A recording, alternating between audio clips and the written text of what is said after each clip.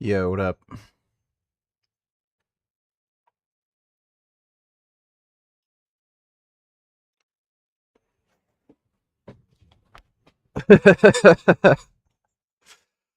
White supremacist bigot fest. A human rights organization is among those warning people in North Bay about a gathering being marked on social media as Bigot Fest. CTV's Madison Merrier spoke with activists who say this type of gathering is not welcome. Human rights group B'nai B'rith Canada is warning North Bay Oh my residents God. of a possible hate group gathering coming to town this weekend. The event is advertised online as a family-friendly festival called Bigot Fest. B'nai B'rith Canada says the group behind the event is known to have white supremacist ideology. There are individuals who are known right across Canada for peddling in hate, sowing division, and inciting racist and harmful narratives, and we don't believe that there's a place for that in any Canadian city. Mayor Peter Chirico also Oh, I'd totally go to this. That just sounds hilarious. shares his concerns, saying in a statement, "Any activity intended to promote racism, hate, or discrimination has no place in North Bay. Our community values respect, inclusion, and the right of everyone to feel safe and welcome." He continues saying if the event is happening, it will not be on municipality-owned property. We don't want Canadians to get the wrong impression. We don't want the international community to get the wrong impression. This is not Canada. This is its dark underbelly. Police are also aware of the online promise of a planned event, saying in part the role of police is to facilitate safe and lawful gatherings regardless of viewpoint while maintaining public order and protecting the community. They continue saying community members are encouraged to remain aware of their surroundings, avoid engaging, and report any concerning suspicious or criminal behavior to the police. These groups have been quite open and transparent. They're marketing this. This is part of the monetization of hate. This is part of a hate industry. Get a bunch of Age of Empires 2, no. I've never played any of the Age of Empires games. I know what they are, I've just never, Fucking Milo Wolf's fucking dumbass. To this day, So his thumbnail is 2x the muscle growth. Okay. Guess what'll 2x your muscle growth? Steroids. Like, why the fuck are we even talking about, like, proteins? most lifters still aren't eating enough protein. I made a video about a year ago saying that most lifters aren't taking enough steroids. Like, buddy, why are you still small? Oh, you can 2x your muscle growth by increasing your protein intake? So why are you small? Like, it's just so fucking ridiculous. people should aim for closer to 2.5 to maybe 3 grams of protein per kilogram of body weight, rather than only 1.6 grams of protein per kilogram of body weight.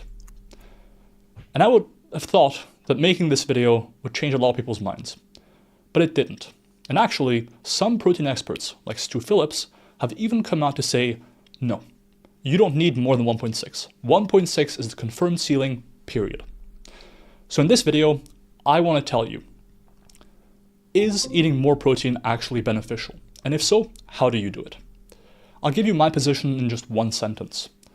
The preponderance of the scientific literature, as we'll briefly discuss in this video, suggests that no, 1.6 grams of protein per kilogram of body weight isn't enough.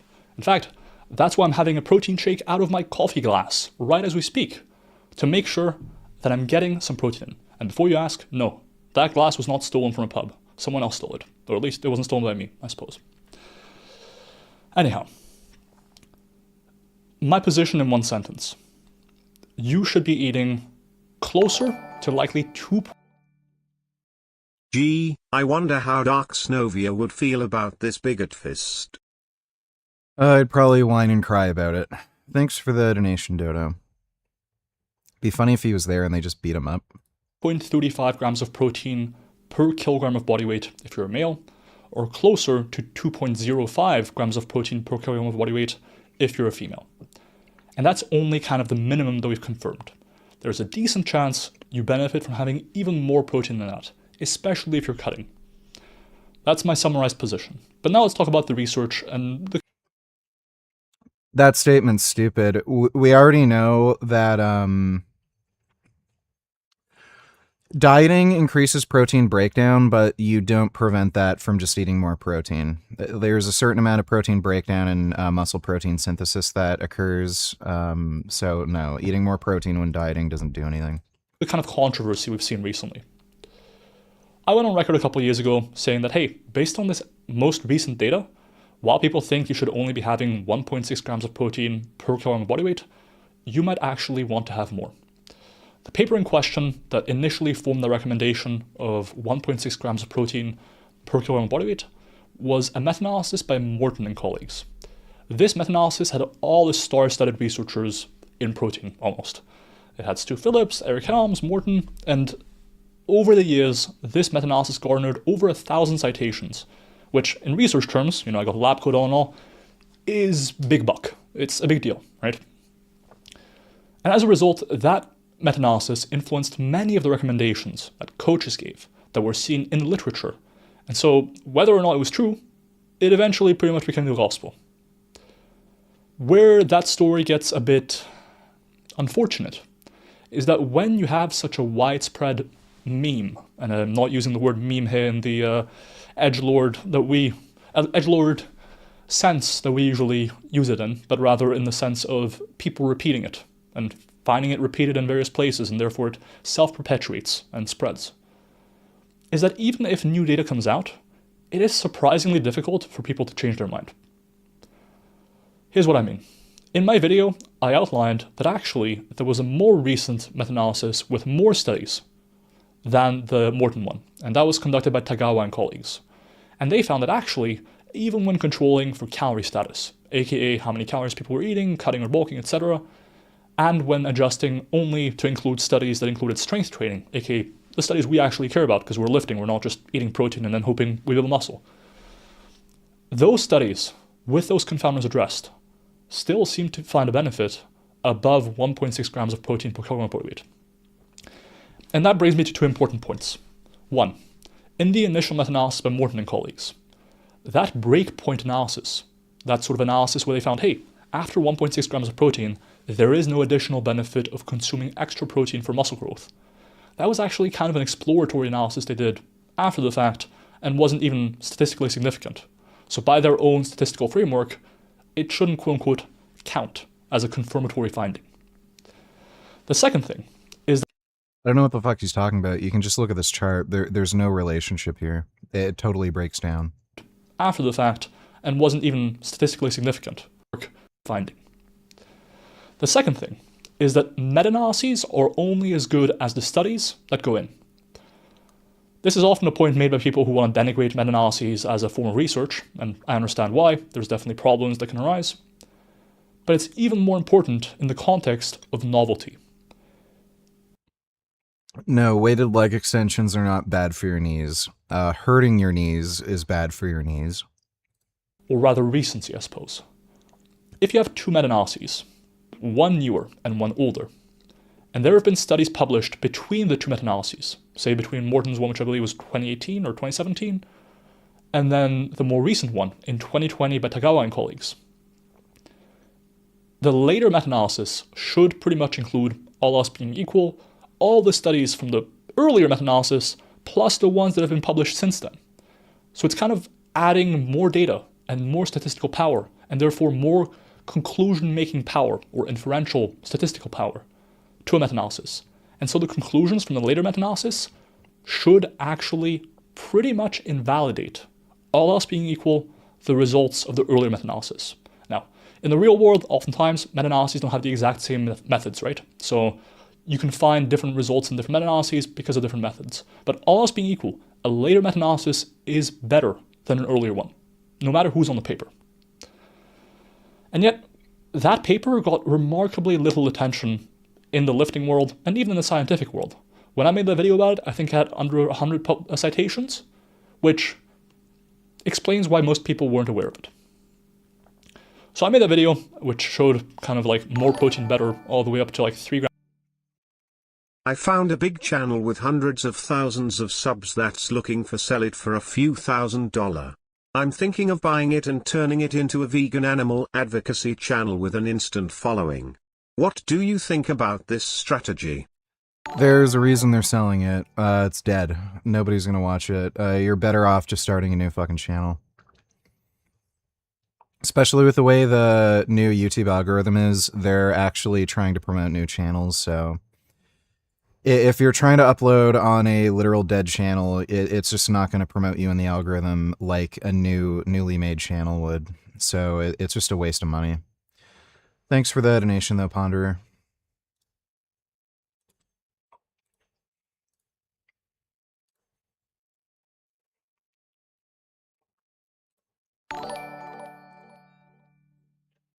I got some stuff for you to react to, VG, here, and here. Let me take a look. What is up, guys? It is your friendly neighbor Dingo, and Yeah, we've seen that. When arguing with people who support Israel's brainwashing of young people. This guy is a pathetic, retarded beta male faggot. I've challenged him to a debate before, and he literally whined and cried. And said he wouldn't debate me because I'm too mean. So yeah, this like again, don't listen to some fat, bloated beta male fucking bitch when you're looking for political views. Just pro tip.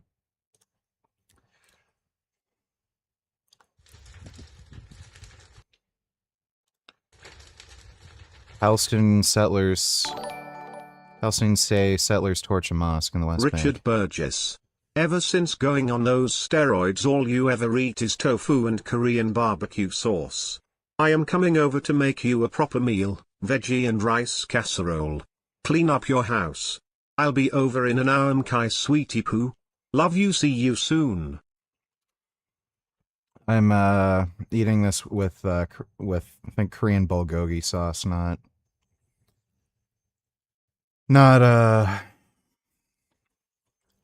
Korean barbecue sauce. Thanks for the donation though, Mom. Yeah, so Palestinians say settlers torched a mosque in the West Bank. Good. We need to burn more mosques. Oh no, their place of worship where they talk about killing Jews and everybody that disagrees with them, and their like temple of like child rape is getting burned down. Oh no. يوم الساعة 3 الصبح أنا ساكن هذا بالدار هذا البيت هذا. You know what probably happened? These like dumb fucks probably lit some candles and one of them tipped over and then it just caught fire. Like chances are it's something like that. But yeah, fuck your stupid mosque. Fucking retards. Should 50-year-old girls... we have a It's a lot of fucking videos. White liberal women are honest... Okay, I'll look at that in a minute. Thanks for the donation, Dodo. Betos, Rock, Noni Tillers. There are two types of Trump supporters, billionaires, idiots. Check your bank account to see which one you are. Great. You're an idiot. Thanks for the donation, dude. Like, politics is always a game of choosing a turd sandwich or a giant douche. Like, yeah, just overall, Trump is probably a better decision than the Democratic Party.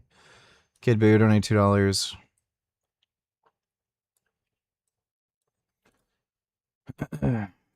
Zoran Mamdani is a deeply, deeply, deeply evil piece of trash. Arrest Benjamin Netanyahu. I don't care. I don't like the conflict between Israel and Gaza, Palestine. I am uninterested in it as an American. And I tell you this, my anger is that this piece of shit is doing exactly this. Making a foreign policy issue, a man not from this country, a New York City issue. And I tell you why I get so angry about this. What bothers me is that we have a litany of foreign policy issues for which there... Okay, Tim Pool whining. Great. I literally don't understand why anybody has ever listened to Tim Pool.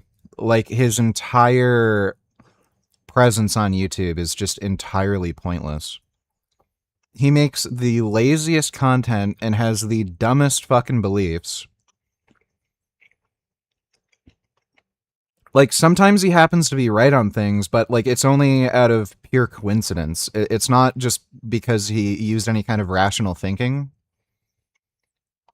And again, like he flip-flopped on the Russia-Ukraine thing. Russia good, Ukraine is our enemy.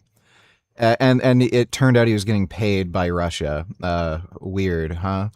And then, yeah, suddenly, who knows who the fuck's paying him now? Oh, Ukraine good, Russia bad. Like, why did anybody watch him? Like even if you kind of like his political views and stuff, his videos were so fucking terrible. It was so lazy. Like, I don't get it. We are in a war against progressives, and we are in a war against leftism. And I don't see any other way besides that. And I want to absolutely destroy every single one of their conceptions about reality. And I want to destroy it in debate. I want to destroy it politically. There's nothing. I don't know who that is and don't fucking care.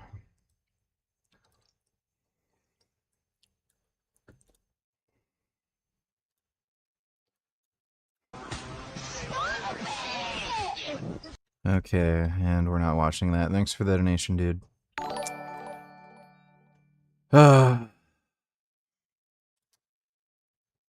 Trump is bankrupting American and middle class. He's worse than Jimmy Carter. He's worse than Reagan. He's worse than Bush Sr. and Jr. He's on the level of Hoover or worse. That's great. America has enough money and is productive enough to recover from it. I'd rather have a president who causes a bit of an economic downturn than a president who just lets fascism fucking spread. Thanks for the donation, dude. Honestly, their biggest enemy. On top of that, there's so much fucking gay retarded bullshit with the Democratic Party. They're completely infested with communists. Like, it's undeniable at this point. I don't want commies running the country, like, as if it's going to be any better. If you think a fucking, like, conservative capitalist retard can bankrupt the country, you have no idea when you're talking about fucking communism how much worse they can be. Secondly, like, they're anti-gun fucking retards. They don't care about basic human rights and freedoms. Like, they're pro-mass surveillance. They just like to overregulate fucking everything, tell you what to do. Like, again, it was basically the Democrats that banned steroids for no fucking reason. Why so many tellers? Thank God I missed that. So if for some reason you didn't spend your Saturday night watching the WNBA All-Star... Don't care. Is there a possibility that Tefano and Fuentes are bisexual? That looks fun.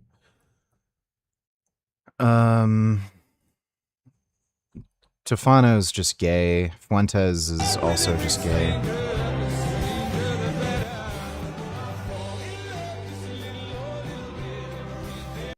Yeah. Thanks for the donation, dude. Grams per kilogram, although there wasn't much data up there. I'm pretty sure the study literally just estimated what they expect. You know, like what effect protein intake would be expected to cause in terms of like change in body mass or muscle growth. It didn't actually directly assess changes in muscle mass. There, which is important. And if anything, people kind of took issue with it. And I understand. Because ultimately that was kind of the first piece of the puzzle. But since then, we've seen even more research into the topic that, if anything, has kind of confirmed this even more. Let me explain. There's kind of 3 additional big pieces of research that people don't really know about. The first one is another meta-analysis by Nunes and colleagues. In this meta-analysis, they took a slightly different approach to analyzing, but they yet again found that actually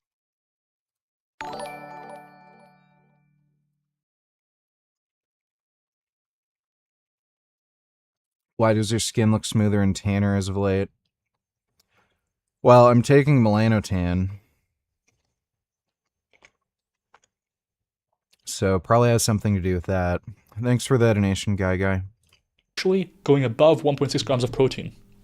Whether they categorized protein intakes as low, medium, or high, or I believe below 1.2, between 1.2 and 1.6, or above 1.6, there was still a benefit to be had by going above 1.6. or whether they simply did a meta regression. So basically you put all the data points on a plot. Ponderer to each other, should I buy Beyond Meat, Oatly, vegan, or eat V stock? Probably none of them. That's kind of like guaranteed to not make you money. Thanks for the donation, dude. You draw a line and you see, okay, well, is there a positive relationship between protein intake and hypertrophy observed? No matter which statistical approach or analysis approach they used, they saw that above 1.6 was in fact better. Then another meta-analysis was published by Rafalo and colleagues, this time looking at the effects of protein on lean body mass retention or gains in a calorie deficit. And yet again, they found that more protein was in fact better, and the effect, if anything, was even larger in people in a deficit. And they found that there was very high probabilities, around 97 to 99%, that having an extra gram of protein per kilogram of body weight would enhance lean body mass gains, even above like 1 to 2 grams per kilogram. Again, the thumbnail of this guy's fucking video is like double your muscle growth. Yeah, 2x muscle growth. That is so insanely misleading. Like, if you grow like a teeny, weeny, tiny bit of muscle over the course of like a year, like let's say it's like, I don't know, a quarter of a fucking pound. Okay, if you double that, okay, now it's like half a pound. Does that really fucking matter much to you? It just, it's stupid. And this is like looking at like short-term data where they're like measuring muscle mass changes with like some of these dietary experiments. Like, these only last for a few weeks or like a couple months. So again, they grow like, I don't know, like 100 grams of fucking muscle over their entire body, and then stuffing your face and having like the most disgusting fucking diet that you hate. Okay, it doubles it. And like, again, the change is not noticeable in any fucking way. You just don't see a difference. And this guy is like, yeah, eat 3 grams of fucking protein per pound of body weight. Like, that's fucking hard and annoying. And a lot of people literally, like, their digestion can't even fucking handle it. Like, that's worth it. Because in a fucking 8-week study, the people who ate more protein gained like an extra 50 grams of muscle. Like, that's fucking nothing. It's just so ridiculous how they're talking about this when you could just take fucking steroids and eat like a normal amount of protein. Guess what? You're gonna grow way fucking faster than eating like this annoying, disgusting fucking diet that like bloats your fucking stomach, makes you have weird shits, and you just hate because you have to like stuff down a disgusting amount of fucking protein. Beto's rock donny tellers, you don't have to worry. The only socialists that get elected are in a few districts in a few cities, which has happened for decades. You say that, but again, the Democratic Party is infested with these fucking people. So if everyone around an elected candidate is like some fucking crazy commie, what do you think's gonna fucking happen? They're going to be influenced to some extent. Like you have to be able to negotiate and work with people who you work with. So again, when the Democratic Party is getting completely and like utterly overrun by like these crazy fucking leftards, it's going to have to influence the president. If everyone around them, everyone in their fucking party are these crazy fucking commies. U.S. taxpayers are covering all of Trump's bills, so he doesn't care how much it costs to fill his or his Qatari bribe jet. The worst stuff that Trump's done so far, I don't really care about the crypto thing. Like, whatever. Like, fucktards can waste their own money. It's not like that's a taxpayer thing. Yeah, the worst thing he's done is it looks like the tariffs are related to political donors. Like there's a very good indication of that. And again, that's what's causing the majority of the economic downturn horse shit. whatever. As far as his like intervention in Venezuela, Cuba, Iran, his support of Israel, that's all good. The only mistake he made with Iran is like they could have provided more security in the Strait of Hormuz when they started those attacks. They were just planning for a faster defeat of the IRGC, and it just didn't happen. And he's an idiot. All the shit that he said publicly about it, like, oh, we're making a deal, oh, the war's over, like, yeah, that's fucking stupid. But again, fundamentally, as far as his, like, a lot of the stuff he's doing geopolitically, it's a good idea. And again, it's not even his idea. It's like it's like the generals and everything he's talking to. Thanks for the donation, dude.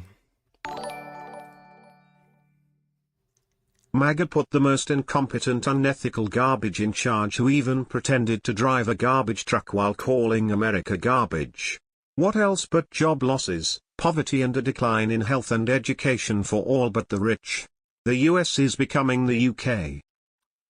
That's great. Don't fucking care. Hold on, right? So not only do we know based on those two results that, hey, we now like, I'm gonna waste my time fucking arguing with you about this horse shit. have 3 meta-analyses, 2 of which are kind of in a similar context, just general strength training and protein intake, and the third one specifically in people who are cutting, showing that more protein is better. And all 3 of these are more recent than the initial 1.61. In addition, the Refalo meta-analysis also showed that people who are leaner, like a lower body fat percentage, I believe, below 12% is Trust me, brother, terminally online, out of touch with reality, that's great. I don't fucking care, dude. I'm not wasting my time. Thanks for the donation. a man, and below about 19% is a woman. I could be getting these numbers wrong at this point, but thereabouts. Increase the benefit of protein even more.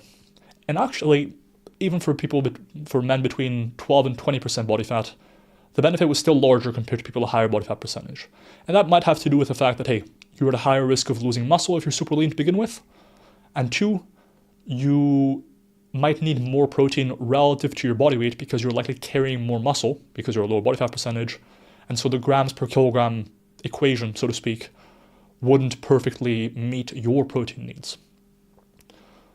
But if anything, it seems that the people who are actually listening to this information, right, the people who want to build muscle, are typically also the people who are relatively leaner. You know, they're dieting, they're trying to stay lean year round. Someone's trying to primarily lose fat. Can they still take steroids? You can do whatever the fuck you want. You can take fentanyl and overdose and kill yourself. Will it help them, and which one should they take? Well, they increase your metabolic rate, and they also prevent muscle loss, and you'll probably be able to gain muscle while dieting and have a more favorable body composition. You can also get much, much leaner without it affecting, like, your energy, libido, mood. So yeah. If you're a man, like, obviously testosterone, trenbolone, Anavar and Masteron are probably some of the best steroids to take when you're dieting if you want to lose fat as quickly as possible. Wouldn't necessarily recommend taking Tren because it has, quite a side effect profile for most people. But yeah, you, like, again, they increase your metabolic rate and have all those other benefits for, like, body composition. Sometimes, typically, men end up being between like 12 and 20% body fat if they're consistently going to the gym. It's, if anything, for those people that protein is even more important, it seems, based on these results by Refalo. I don't care. Great. Like, complain all you want. I'm not wasting my time reading your stupid fucking comments. Like, again, why would I, like, pause for, like, 5 minutes over and over and over again when I don't care? Thanks for the donation. Following colleagues. But what about an exact number? Because most of these analyses kind of just said, hey, more protein is better. And that's good, but how much protein? 3 grams per kilogram? 4 grams per kilogram? How high can we go?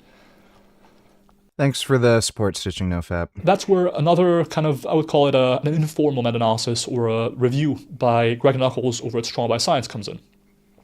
He looked at all the literature on protein for hypertrophy. And he found that across different bodies of evidence, randomized controlled trials in strength training, indicator amino acid oxidation studies, there was kind of, for now, a tentative breakpoint and I say tentative, and we'll get back to that in a second, around 2.35 grams of protein per kilogram of body weight for men and 2.05 for women. There are other recommendations you can make if you want to account. I just realized she's wearing a fucking lab coat. What a fucking dork. Yeah, don't wear a fucking tank top and show off the fucking massive fucking muscle gains you've been making eating fucking 3 grams of protein per pound of body weight, right? Oh, it's not working out for you too well, huh? Only for fat-free mass, which might be a bit more accurate, but for most people, figuring out your fat-free mass is more work than it's worth, in all likelihood. Importantly, that number is a tentative breakpoint, saying, for the time being, we don't really know whether going above this is going to increase hypertrophy, so we'll treat this as the safe, yet not too crazy recommendation. So, why do we not know about going higher than that? Simply because there aren't that many studies. And that's a point I want to make about the initial 1.6 grams of protein per kilogram of body weight recommendation. It's not that the researchers were stupid or anything like that. They were perfectly reasonable in what they did. However, more data came along. And as a scientist, we have to be open to changing our minds. Hell, if you told me a few years ago, hey, more than I just want to say the squad has grown from Ayok Ilhan Omar and Talib 3 members to now 6. Big deal, you are out of touch, full stop. That's great. Thanks 1.6 grams of protein per kilogram of body weight is actually optimal. I wouldn't have believed you. And I would have said, I don't feel like doing that. But now that there's more data, I did actually have to change my mind on the topic. Importantly, when I say 2.35 and 2.05 as a recommendation, I don't know if that's actually optimal. There's a chance that you need more to optimize your hypertrophy. And personally, I would see that as a minimum if you're looking to maximize hypertrophy. You could certainly go between, I would say, 2.35 and 3 grams per kilogram as a man to make sure, or at least increase the probability that you're for sure maximizing your hypertrophy, or maybe between 2.05 and 2.6 grams of protein per kilogram of body weight for women. I think that's probably the best range at this point without losing your mind about, oh, I need to have more protein, more protein, more protein, more protein bars, more protein snacks, more meats, more yogurt. Eventually it gets tedious and it starts displacing other macronutrients, which can become an issue specifically while cutting. And that's kind of the great irony, is that in a cut, you might actually need more protein than what I just said. I would say practically, setting as a minimum, if you want to maximize your protein, 2.35 grams of protein per kilogram of body weight for men versus 2.05 for women is pretty solid. And you can try getting a bit higher during a cut, or if you really want to optimize, if it's practical. Importantly, here's where a lot of nuance comes in, and where I actually have to give some credit to people like Stu Phillips, who firmly say that 1.6 is a ceiling. On the one hand, I could be uncharitable and say that that claim is genuinely anti-scientific at this point. It is just not backed up by the most recent comprehensive research. And that would be valid. At the same time, I could also say that for most people, guess what? Natties ain't getting any fucking bigger eating more fucking protein, dude. Say all the shit you fucking want. You're not getting any fucking bigger. Again, like, this dude's just a fucking joke. So how long has this jackass... Like, it's been at least a year? Buddy, like... Just a few months ago, the ACSM, the American College, aimed... He just looks like... performing many of the... Like, he just looks like a little above average natty lifter. Like, I don't even know if you can say that. Like, his upper body is okay. So, again, he has the secret to 2x your fucking muscle growth.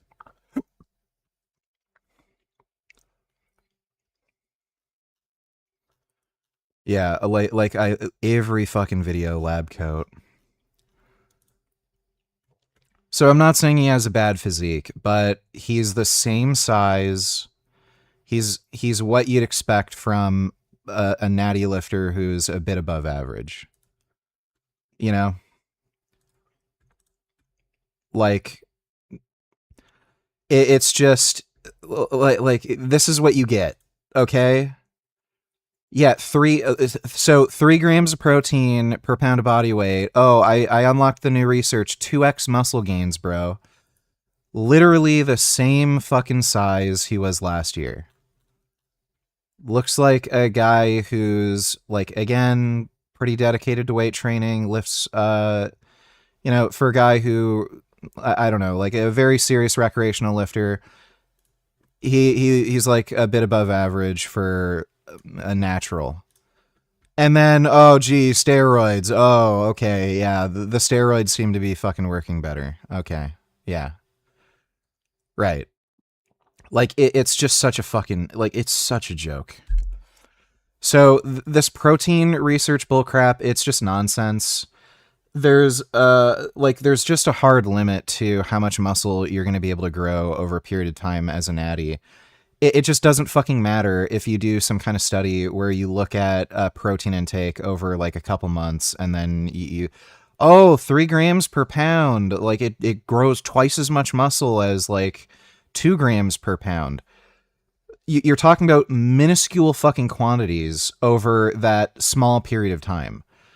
Over the course of a year or 5 years or 10 years, it ends up not fucking mattering. And again, you are fucking proof of that.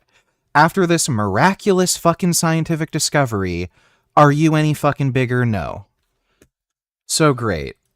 Stay natural. Talk about how you learned how to 2x muscle growth with your like stupid fucking diet nobody's gonna eat, and you're just gonna stay small. And unfortunately, today we are going to cover the terror attack in Berlin. During the Pride Parade, a van drove through the crowd. 16 people were injured and 1 person has now been confirmed to have died. Once again, Germany makes the news for this very specific type of terror attack. I have a lot of people watching from Germany, and I'm sure a lot of you are very frustrated that this keeps happening. The thing that they say won't happen when you have a massive number of immigrants from Islamic countries just keeps on happening and more people keep dying. Now look, people might expect this to be the opportunity to make fun of the queers for Palestine or the gays for Gaza and say, hey, you guys thought the leopard wouldn't eat your face, and it turned out the leopard did in fact do it. But I feel like this is the wrong approach. I feel like this is the moment to go harder and try to convince a lot of people on the LGBTQ side, a lot of people whom are now following this movement called homo nationalism. A lot of people have realized that Islam has certain ideas about gay people that is perhaps even worse than any type of oppression or discrimination that they might have faced in the West. We've seen this all the way from North America to Europe to Australia, where the biggest threat to gay people now comes from Islam. That is just a fact. And I feel like this is the moment to reach out to the LGBTQ community and try to convince them further, hey, this is reality. This is the result of mass immigration from Islamic countries. This is the result of trying to whitewash Islam and pretend that it is something that it is absolutely not. Gay nightclubs have been shut up. Dodo, any tellers read the comments of this VG? They're insane. Today, the greatest risk of global catastrophe doesn't look like this. Yeah, pandemic, and then it's just stupid shit, right? Plant-based news, and most epidemics are linked to intensive animal farming. Dr. Greer called it before. Bill Gates is not a good person. Yeah, there we go. Calling this a prediction. This man does nothing but plan catastrophe for a living. Depopulation. Yeah, how's that working out? So how much has the population increased since Bill Gates owned Microsoft? Like, these people are just fucked-hearted. Who are these dumbass kids? Hunt down the Jews, kill them, shocking video from Gaza, children always innocent. No, they're not. That's precisely why it's a crime, let the Islamists murder, blah, blah, blah, children.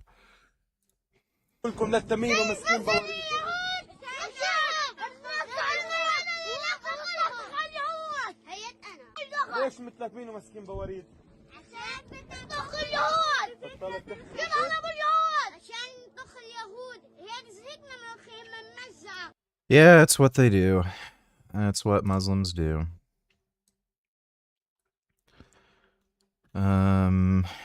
Conspiracies or, you know, forms of propaganda that I believed, and, you know, I'm Jewish, you're Jewish, we share that in common. Tommy Robinson, I love you, Laura, but fuck Zelensky. I mean, he did something really fucking stupid and fucked up recently that proves he's corrupt, but I think Tommy Robinson probably meant something other than that.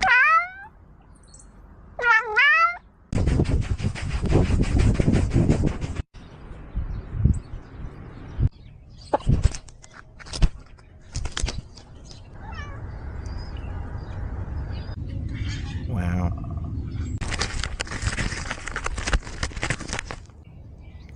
It's cool watching cats do cat stuff all day. Oh!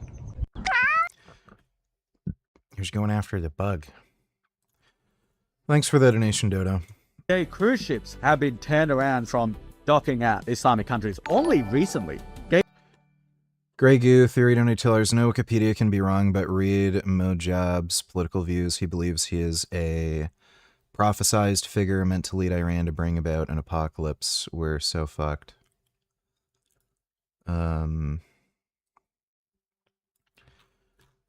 Why did it scroll all the fucking way down here? Well, yeah, that's they're kind of like the Taliban. They have their own kind of religious and political goals, but they're radical Islamists, and they think they're fulfilling some kind of Islamic prophecy with what they're doing. This guy is basically dead, by the way. He's not in Iran. Nobody knows exactly where he is, but he's assumed to be in Russia. And the guy is absolutely fucked beyond belief. Nobody even knows if he's talking. Supposedly, he's probably brain dead, and like the only communication that's been going through is just through like emails, text messages, stuff like that, letters. So somebody may just be talking for him. Like the guy doesn't exist anymore, basically.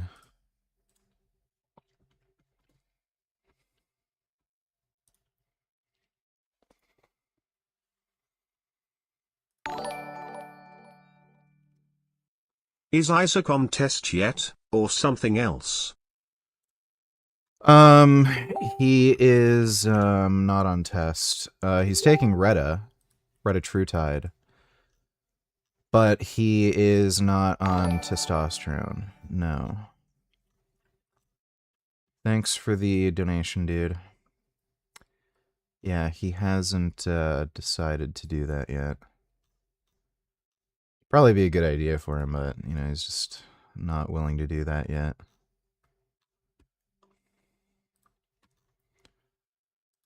Dodo donate $2. Iranian regime propaganda channels threatening ballistic missile strikes on Kyiv after yesterday's Ukrainian drone strike on an Iranian ship. Yeah, sure. Fucking Iran's just gay retards. Andrew Yang says he's heard that people close to Kamala Harris are telling others that she's preparing to run for president in 2028. Dude. My god, you know why do people always say children are innocent? VG, have they even met that many kids? Probably not. There are, in fact, complete asshole fucking dipshit psychopath kids. It's just a fact. Like, guess what? What's his name? Like, Ted Bundy.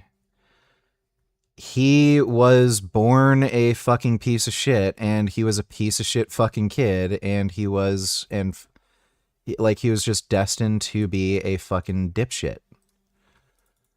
So, yeah, there are people who are just born bad. Like the idea that you're just innocent because you're a child, it's not true. There are people who are absolutely born bad. They're just born fucking psychopaths, and they will fucking murder you, even as children.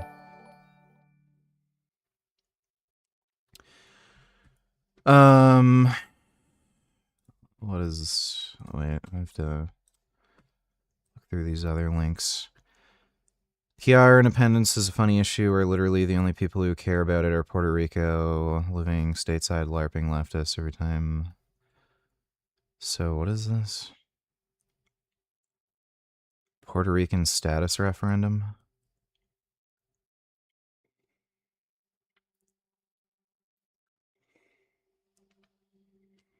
Really?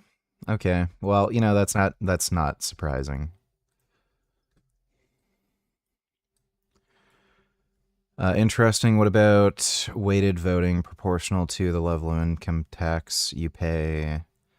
No income tax. Yeah, that's fucking retarded. Thanks for the donation, dude. STX Tony Tillers, please react to this nonsense of Face IQ. He thinks he is better than Gil. Today I'm going to review this video by Nutrition Made Simple, where he says he studied. I'm not watching this. You know. Oh, seed oil bad. Oh, you need meat. Actually, Weston A. Price did this study where he just took a bunch of random photos and there was absolutely no control group and he selected who he took photos of, but it proves like I don't fucking care. This guy is a brain dead retard. Thanks for the donation, dude. Grey Goo Theory Donate Tillers. The link meant to go to the political and religious views section. It includes an account from his former classmate that says he does not value human life and is unafraid to kill thousands of people and is even more radical than his father, not progressive. Well, yeah, I mean, what do you expect? Yeah. Like, he's a fucking retarded Islamist, so that's what they do. Thanks for the donation, though, dude.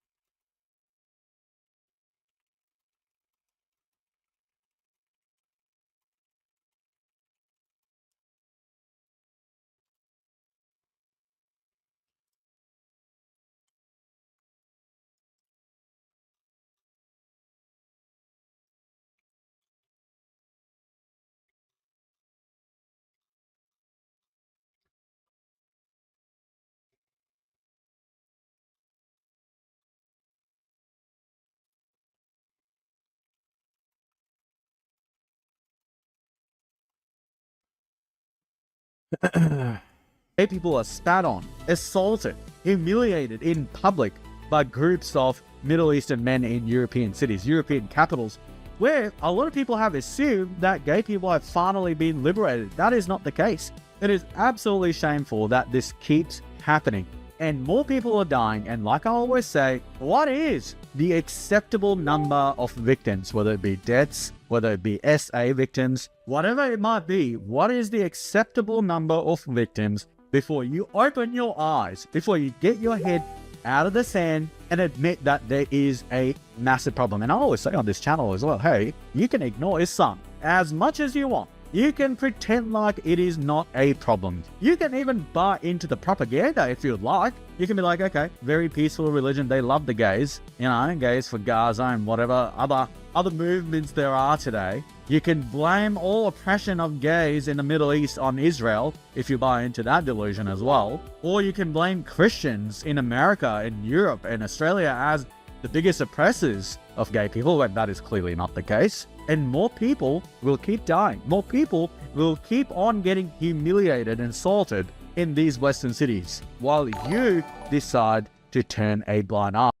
At Danny Bork 6551, so were the Nazis. They were also brainwashed as kids. That does not make them any less evil. Yeah, that is true. Thanks for the donation, Dodo. I don't know what this fucking horseshit always is about, like what people care about most is what someone is, like, actually doing, you know? Like if there's somebody who's completely fucking brainwashed to be, like, the most immoral piece of shit imaginable, like, I don't know, they rape kids, they want to commit genocide, like, you name it. you care more about what they're doing than what exact set of circumstances led them to doing it. Like, you can throw agency out the window. You can make up whatever excuses you want for Hitler. Oh, he was like fucking schizophrenic. He had a fucked up childhood. You can make up plenty of fucking excuses for him. He's still a piece of shit. Pieces of shit are just pieces of shit. It's like a car. You could say, oh, well, it's not the car's fault that it's bad. They were just bad engineers and they were underfunded and there was like fucked up shit happening at the factory. So the car isn't bad. It's just, the car's that way because of all these circumstances. Well, no, the car's bad. You're just explaining why it's bad. And again, the primary thing you care about is that the car is bad.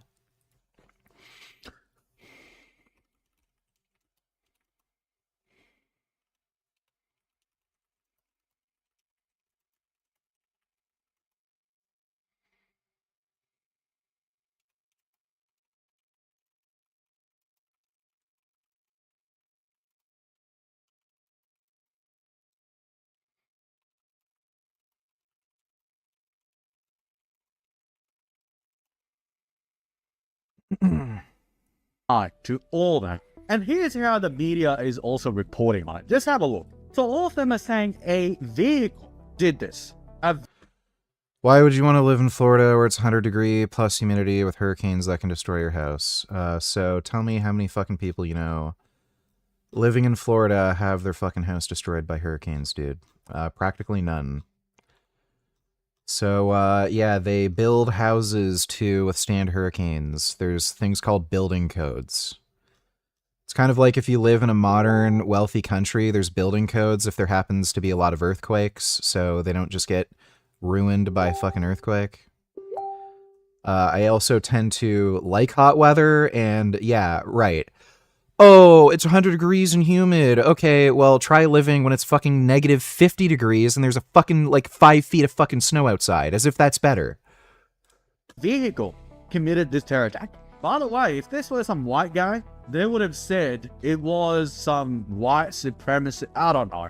Whatever they would say, a Christian white male, they would immediately jump on that. But because it was a Muslim, it was not the Muslim who committed this terror attack. It was the vehicle. 1 dead, 16 injured at Berlin Pride event after vehicle crashes into the crowd, police say. So it seems like Elon Musk or whoever else might have invented AGI, and now it's perfected self-driving. And therefore these vehicles, they have gone on the internet, read the Quran, and become Islamists, radical Islamists. They've joined Al-Qaeda, the first vehicles, the first autonomous vehicles to join Al-Qaeda, and now they are running over LGBT people. Is that what happened? Because based on these headlines, it seems like the vehicle has come to life and they are mowing people down. Here it says again, vehicle mows down crowd at Berlin Pride Festival, killing 1.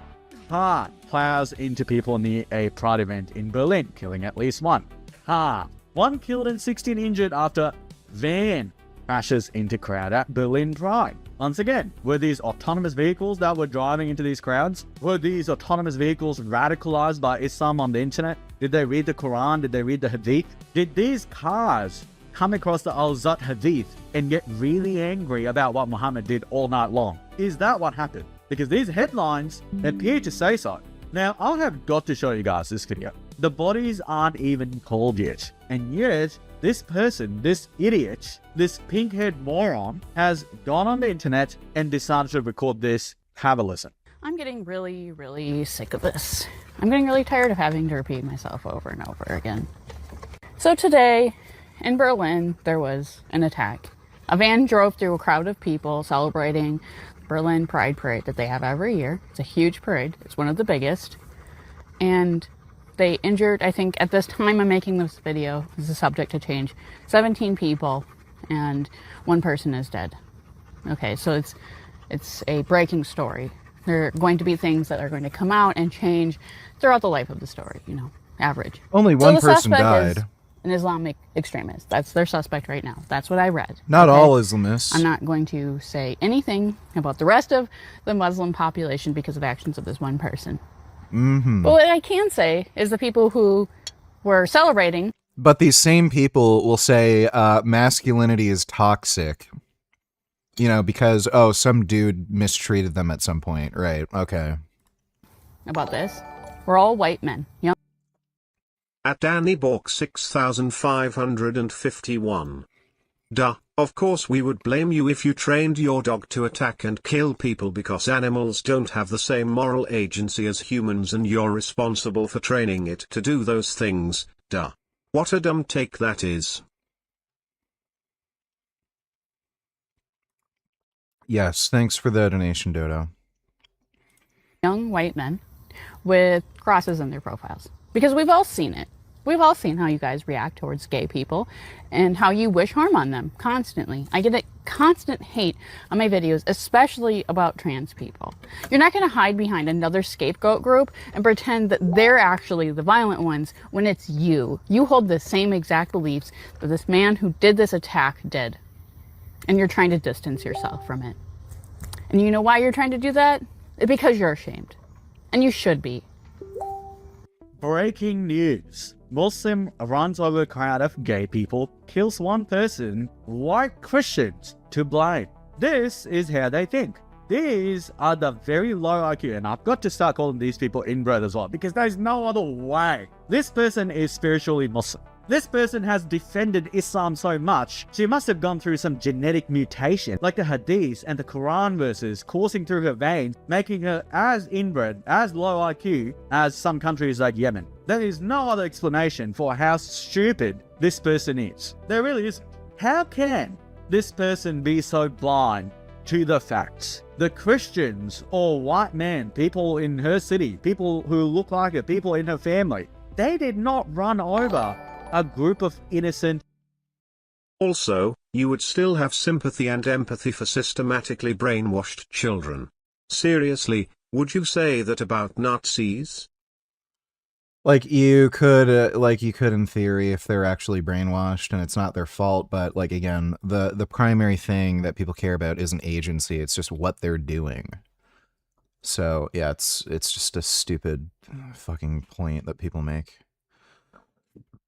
Thanks for the donation though, Dodo. Gay people. They did not. The people who did, the person who did, the community that he belongs to, the religion he belongs to, is so openly, so blatantly homophobic and has been for 1400 years, where they prescribe specifically what needs to be done to a gay person when it comes to the capital punishment, which is the prescribed punishment in Islam for gay people. That is how bad they are, and yet she's like, you know what, I'm not going to even talk about that. There's one guy, you know, the Ilhan Omar thing. Some people did something, you know, she was talking about 9/11. That is the same type of shit she's saying it. You know, one guy ran through all these people. It could have been me. It could have totally been me, because they don't really differentiate between whether this retard defends them or not. It's like those progressive Jews or those weird Christians who believe Islam is really good. Lieblingsspruch ist, ja, wenn du so für Palästina bist, dann geh als queere Person doch nach Palästina und schau, was es dir bringt. Ich kann Dodo donate $2, let me see. Welcome to episode 1 of my new series, Would a Non-Vegan Eat This?, where I'll be spotlighting vegan or almost vegan restaurants in Singapore. This is Naldum Space, a Korean cafe serving fully vegan desserts. They're actually famous for their letter to your future self concept, but let's get into their desserts first. We got a latte and a matcha latte. We were not entirely impressed by the drinks. They were alright. At first tried the tiramisu. I loved the vegan cream. It was light, fluffy, and it was not entirely similar to the traditional version, as they had some nuts inside as well. And I also tried their huge vegan croissant. It was crispy, flaky, and I definitely made a mess. Honestly, what impressed me the most were their vegan pistachio and almond creams. They were airy and fluffy, and the most fun part, I wrote a letter to my future self, sealed the envelope with wax, and dropped them into the mailboxes so they would be delivered on my birthday next year. How cool. But coming back to my conclusion, I would give this cafe and concept a 7 out of 10. Enjoy and follow.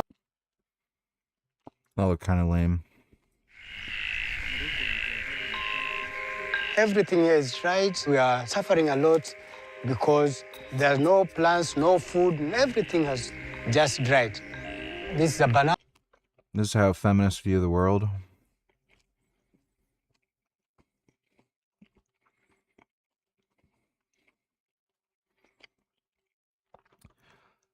Oh my god. Yeah. And this is why they don't take you seriously. Thanks for the donation, Dodo. Banana, it's drying, it's about to fall down. You see, it's very weak because the roots have already rotten. You can see a lot of water. I can't harvest anything. There's no any fruit, any crop. We are suffering financially. USAID, run by radical lunatics, and we're getting them out. Foreign aid is not charity. It is designed to further the national interest of the United States. Cuts to USAID might cost millions of lives. It's false. The Trump administration say that USAID was wasteful, inefficient, and politically misaligned with American interests. We canceled a bunch of contracts in USAID. Some were stupid and outrageous. Others didn't serve the national interest. Marco Rubio and his... To be fair, some were, in fact, stupid and didn't serve national interest. It's just that they wanted to make huge, dumb, blanket fucking cuts that were just retarded. His team promised that they will review every single program that we're canceling. Well, from our interviews with former staffers, there was no meaningful review process.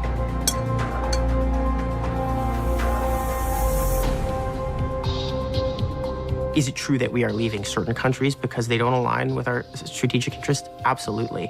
That's how diplomacy has been done for thousands of years. That's not cruelty. What's happening right now is dangerous for the United States and humanity. These are people shutting down an agency and having no clue the work that is being done. Budget for USAID was 0.6 to 0.7% of our budget every year. That is such a small amount of money, and the predictions of how many people. Beto's Rock No Taylor's name one USAID cut that didn't serve the U.S. interest. Then go on. Yeah, there were a bunch of things. There's like some like weird fucking fucking gay feminist things for like education in Africa or something. It was just completely fucking meaningless. And you can actually look at some African nations talking about this and why some of them are more aligned with China. It's because of like some of it has to do with that. China will give them guns and weapons and stuff, whereas the US won't just fund like, you know, weird fucking radical rebel groups. That is a part of it. African people just fucking despise gay people and shit like that. It's just the truth. And a lot of them are put off by some of these US policies that like support, you know, gay, trans, LGBTQ stuff, feminism. I can totally understand that you would want to educate these people to not be fucking bigots, but when it comes to actually securing like contracts that you want with these people, it just doesn't make any fucking sense. Thanks for the donation, dude. I like it. Will die as a result. Here we go. Is in the tens Give of me millions. 10 more donations Our talking about how I investigation don't know shows what I'm what fucking talking happened about, when you though. abandon infrastructure projects. 1 year later, people are still living with the consequences.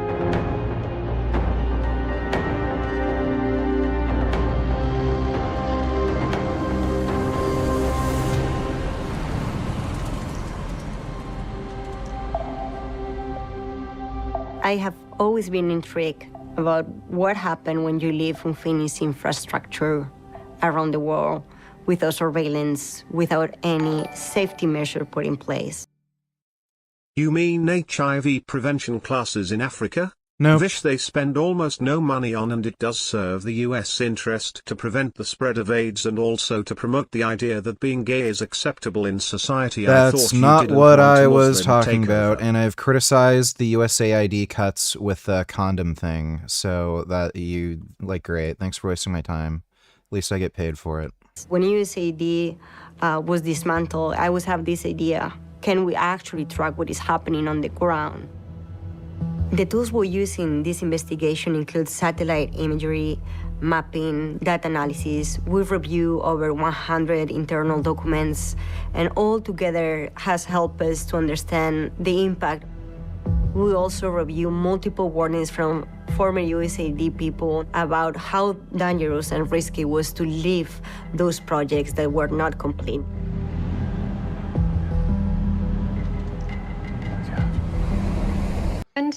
Okay, are they just... There's just old ladies yapping. Ich kann dir sagen, was es mir bringt. Israel wird mich ermorden. Das funktioniert Bad fudge, no tellers eating spheres, an actual clinical psychopath. Yes, thanks for the donation. nicht. So, wenn ich als queere Person nach Palästina gehe, dann habe ich keine Angst vor den Hamas oder vor Palästina.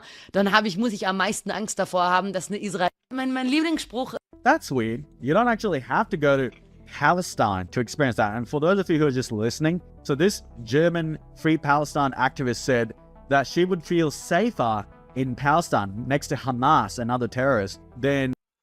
I can guarantee you, you would not. Fucking... It's always white women. You know, I have to figure they actually want to get, like, beaten, raped, killed or something. Like, they must get some kind of thrill out of it. Like, they... I'm just seeing a pattern where there's, like, these crazy fucking wacko women who always gravitate towards, like, supporting these hyper fucking violent men. So this has to be, like, one of these weird fucking fantasies where, man, I wish I could go to fucking Palestine with all these fucking gay, like these rapist fucking terrorists that want to kill me. Damn, that would be hot. Like, I'm sure that's what's going through her fucking mind. Because this is just retarded.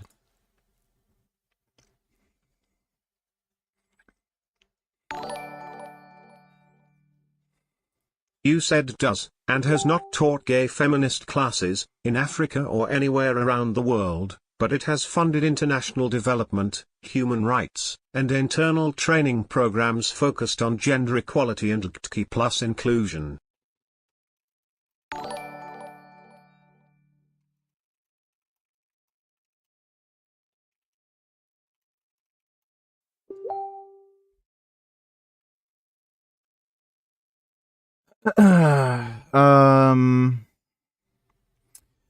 That's great. Thanks for the donation. Dodo Donators agreed. We are so strange we even make the platypus seem normal by comparison.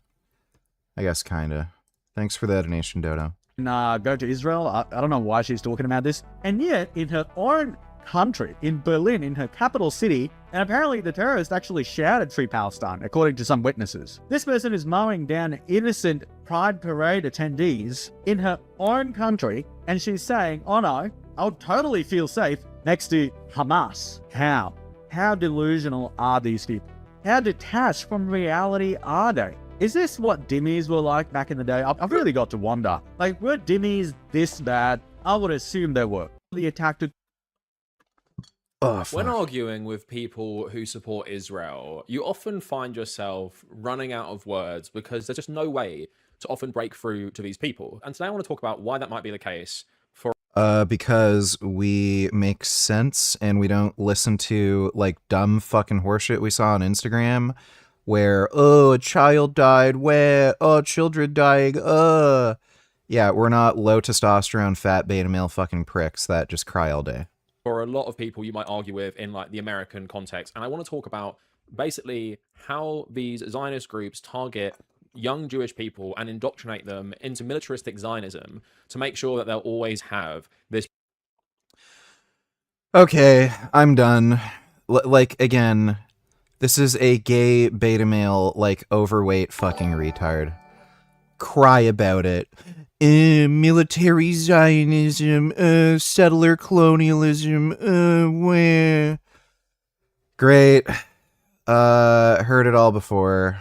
Don't need to listen to some beta male prick. Quen donated $2. Let me see. You're eating bread that is secretly Oh, speaking of beta male fucking pricks. ruining your health, and some are even hiding behind labels that say whole grain consumption reduces all-cause mortality risk, type 2 diabetes, heart disease. So... natural or whole grain. But these brands are using ingredients that have no business being inside bread. Processed... Is this guy gay?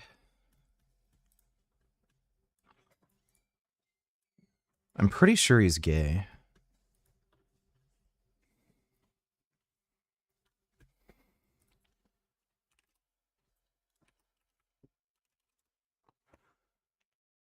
Bobby Parrish is not gay. He's married to a woman named Desi Parrish.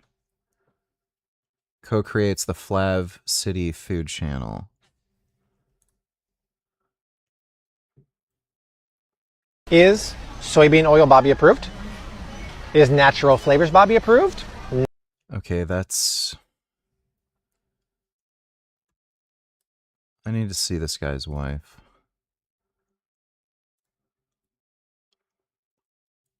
Okay, don't really have much to say about that.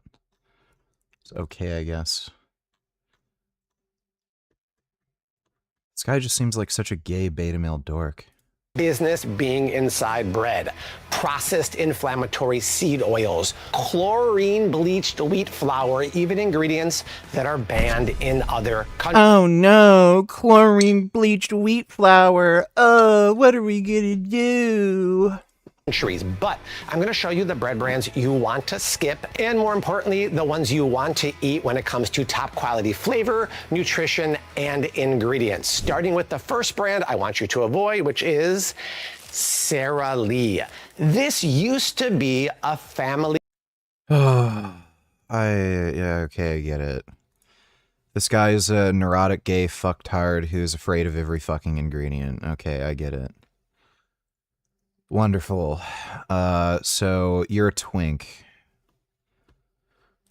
Be able to be sold off into marriage is a question that you would think the Afghanistan broadcasters would be talking about, but apparently no. This is now something that the BBC is broadcasting, and I am telling you guys, mainstream media is the enemy, which is why the BBC has lost 2.6 million households that have dropped their license in the last 8 years. 2.6 million people are seeing that the BBC, that mainstream media is just lying to them, is propagating insane things, is not defending the right things, is doing actual damage. I think more of it has to do with nobody's watching television. It's not like like the only people watching BBC mainstream television are like boomers, just elderly people, and then they die, and then obviously if they're dead they don't renew their license, and then no young people are watching TV. So that's the main thing. People aren't just like waking up, oh, the BBC's lying to us, I'm gonna like, no, it's they just don't watch TV and shit. To our community. And I mean, just look at this recent panel on the BBC as an example of how unbelievably problematic the media has become. We've got to go to the UK because we've come across this debate that the BBC has published all over their social platforms about should 15-year-old girls, children, be able to be sold off into marriage. Let's play some of this debate. Before we play it, the fact that the BBC would even be having a debate about if child marriage is okay or not just proves the point of what slop you are being pushed every single day if you are still watching that nonsense. We really don't need to debate the ethics of child marriage. We already know it's bad. Debate about whether if child marriage is legitimate or not. Have you lost your minds? You have lost your minds. Lost your goddamn minds. Anyways, welcome to the Pushback. I'm Erika. We are pushing back against the insane media, specifically the mainstream. And I think the BBC really is one of those, they just hit the top, you know? I am very much against underage marriage. I do see this as legal rape. Why 18? Why we call underage someone who is 18? Everyone becomes adult, reaches the puberty. What the fuck is going on? Is this like some kind of weird psyop? Like, is the actual point of this to convince people like that Islamic immigration is a bad thing? Like they can't honestly be like giving Muslims an opportunity to like actually make an argument to convince people that child marriage is good. Like they're like is that the whole goal, like to seem as though they're being progressive or something, but then let's let these dumb fucking retard wacko regressive Muslims talk about how they want to rape kids. Maybe that'll finally get rid of the immigration problem. Like, they're actually honestly trying to like platform Muslims to like convince people that child marriage is okay. At a certain age. We don't have the same age for that. And in that case, why should I stop someone who is 1799 days from getting married? 17 days and 17 and 99 days, because that's exactly how it works, by the way. A year has 100 days in it. Did you know? I mean, and that is about the level of the intellectual argument that is going on here. I'm sorry, when a girl hits puberty, that's when she's an adult? Are we joking? Is that a joke? Should that be the age that they stop going to school? That they stop getting educated because, they're adults now? Have you all lost your frickin' minds? And the BBC is actually broadcasting this? I mean... Yeah, I think that's evidence that women aren't allowed to go to school in Islam. Wonder if she stopped school in grade 6 or something. I don't actually even know what to say anymore. It's worse than I thought. That makes no sense. Do we ever hear about underage boys getting married to women? It's really only about underage girls. True. Little girls. What are you, stupid? Women are fucking property. That's why, you idiot. Like, why are they even talking to these people? Just deport them. Kids who are girls. I mean, can you imagine if you were talking about a 13-year-old boy getting married off to a 25-year-old woman? That's Hi, nice. I'm 25 Have years fun old. I getting just want to marry this banned. See you 13-year-old later. boy. Yeah, Don't he's need you hit spamming my puberty. chat. What's wrong with that? There's nothing wrong with that. Everything's okay. He's hit puberty. Literally, anybody who looked at that would be like, what a creep. What is wrong with that woman? Why is she abusing a little boy? What the actual... We don't think about this in boy terms, but if you were telling 13-year-old boys to get married... Well, again, women are the fucking property in Islam. That's why it's skewed that way. Everybody would know something is really wrong about that. Why have we missed that mark on 30 so much as a conversation to the point that the BBC thinks they should be having about it? Married because there is a promise of a better life in the city. We say that a child of 15 has the freedom to wear whatever she wants. If she's... No, that's not what you say. I lived in Scarborough, which is like, it's in Toronto.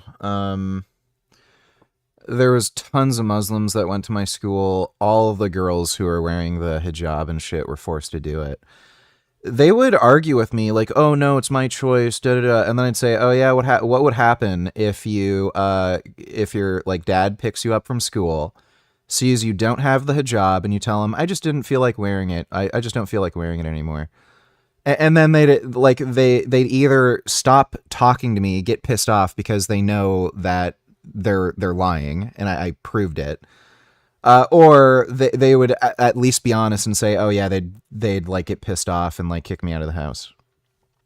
But it's still my choice. So they use fear, intimidation, social pressure. They beat their kids too. None of these women choose to wear the fucking hijab.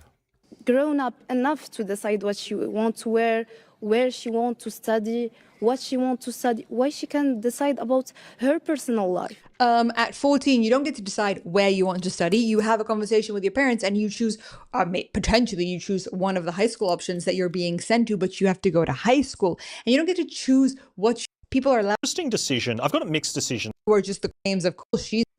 Okay, Angela, a lot to unpack in that.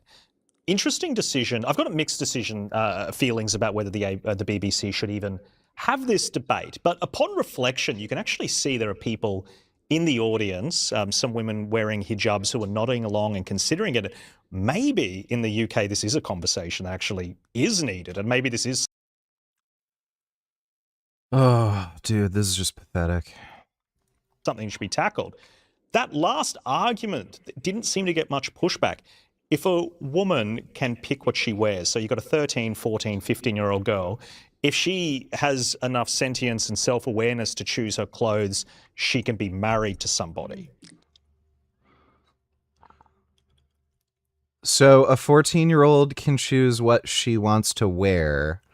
Therefore, she can get raped by a 40-year-old man. Okay. This is literally the BBC, the state-funded fucking, news station of the UK. They're literally saying if a 14-year-old girl can choose her dress, then she can choose to be raped by a 40-year-old man in an arranged marriage. Yeah. They're just asking for like a fucking race riot at this point. Truly disturbing anti-Semitic report to share with you from Italy. Well, Stephen Briggs of Israel Matters joins us now. My friend, I didn't want to give too much background because I want to hear it right from you. What exactly is going on here? Well, anti-Semitism is no longer hiding in the shadows across Europe. It's moving into public spaces. Then those people are just as brain-dead and as creepy as these Muslims. Yeah, they are.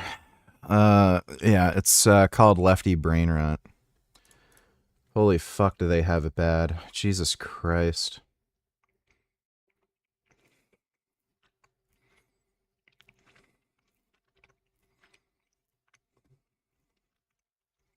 Poorest areas, social media, government debates, and in some cases, direct physical violence. And Italy is a case in point. Jewish leaders are sounding the alarm after online forums reportedly urged people to identify and report the presence of Israeli citizens and Italian Jews staying in hotels and other tourist accommodations. There's actually a Google forms that you could submit the information of where they were. And according to the Jerusalem Post, the president of Milan's Jewish community said he feared Italy was going back to the 1930s to what he described as hunting Jews.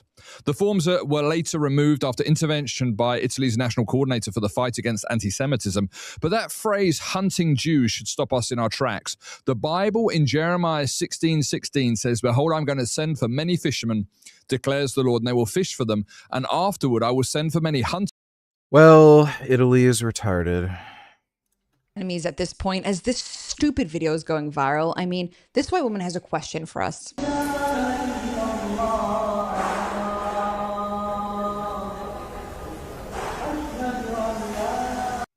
Dude, they just have a rape fetish, like an extreme fucking rape domination fetish. That's all it is.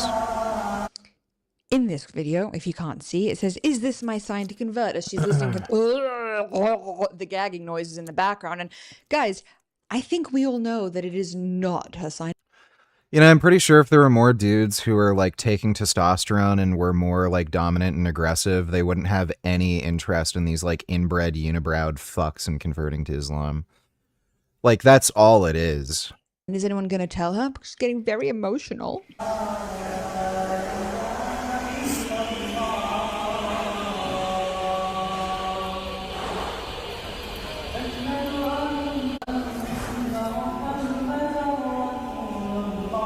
Sometimes I honestly cannot believe my eyes or my ears. I just actually can't believe that these videos exist, that people like this are still so idiotic, that they listen to the noise of a man gagging on a microphone and they think that that means that it's time for them to join a religion that wants literally nothing good for them. Nothing good for them. And I mean, that's what they want.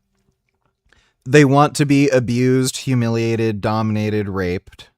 They can't find any white dudes who will do it because they're like so fucking beta male. I have to ask first for permission and So yeah, they go to these like gross fucking inbred unibrowed stinky weirdos to get their fix. There's now a bunch of these women online, and they're not listening to the Muslim women out there. They're not listening to the women who have actually experienced what it means to be part of this political movement. And if only they were, which is why I made this video, so that we can educate them on what's actually going down. But when I say them, I mean, here's another one of these idiots. Our Lord tells us in this Quran, if we could but see the wrongdoers on the day of judgment, just pointing at each other and blaming each other because they didn't believe. This is TikTok horse shit. And the reason I'm going to share this is because, do you know what? I'm having one of those days where I am really, really struggling to hold on to Islam. And the reason I'm going to share this is because this is who I make content for. I make content for the girls who are struggling to hold on to Islam, who feel pushed away from Islam by these misogynistic men and women who make the religion so hard for women. No, the religion's not so hard for women. It's wonderful. Just ask any of the white liberals who are listening to. Just ask. That thinks differently to them, that wants to weaponize the religion to harm us, to silence us, to That is literally what Islam's for. What do you fucking expect? stop us from speaking about our experiences. This is who I make content for. Why the fuck do you think in Islam they make women cover up? Like... And do you know what? Sometimes I feel like a hypocrite. Like, again, the punishment for apostasy is death. And then you're surprised they act like this. Always telling you girls, separate what these people are doing. Don't let them convince you that this is Islam. This is not Islam. This is their version of it. Because it gets to a fucking point. Like, it gets to a fucking point. And you know what really triggered me today? Before we find out what triggered her, I want you guys to read, because she has to do This violating feeling of being so fucking dehumanized. Women are second-class citizens in Islam. You are literally property. Literally. So... I have been so dehumanized by the Muslim community. They have stripped me of my humanity so that... Oh, the religion that lets you keep women as sex slaves and trade women as property is dehumanizing you. What a surprise. they can feel justified to do absolutely anything to me. Heartbreaking. Yeah, no shit. They're all rapists. Read Surah 2:223. Surah Baqarah 2:223 states that wives are a place of cultivation, tilth or farmland for husbands, allowing intimacy from any direction within the permitted site, while urging righteousness, piety, and the remembrance of meeting Allah. So basically, they're just property and you can rape them. Compares wives to a field where seeds are sown, emphasizing the purpose of procreating. Allows intimacy as one wishes, from front or back, as long as it's within the vaginal area. Yeah, so they're just rape slaves. That's all women are in Islam. All right, I'm here. These women are just so fucking stupid. Here with Dr. Deal, the medical director of Total Body Therapy in Georgia. To be fair, Christianity treats women as property. Too. Not quite to the same extent, not in the modern day anyway. Thanks for the donation, Dodo.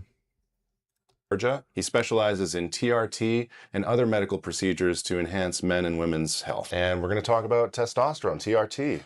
What is TRT? Testosterone replacement therapy is hormones that are used in enhancing a person's lifestyle and well-being. Not only are testosterone is therapy used for men, but women as well. Everybody has testosterone in their body, including women, and everybody has estrogen in their body, including men. Men just have more testosterone, women have more estrogen. So walk me through what happens when a guy comes in who thinks he might have low T. What's that process like? What I do first is a history and physical exam, getting a good sense of what the patient's symptoms are. Then the general rule is we'll do some lab work to test your hormone levels, as well as a complete blood count and a complete metabolic profile.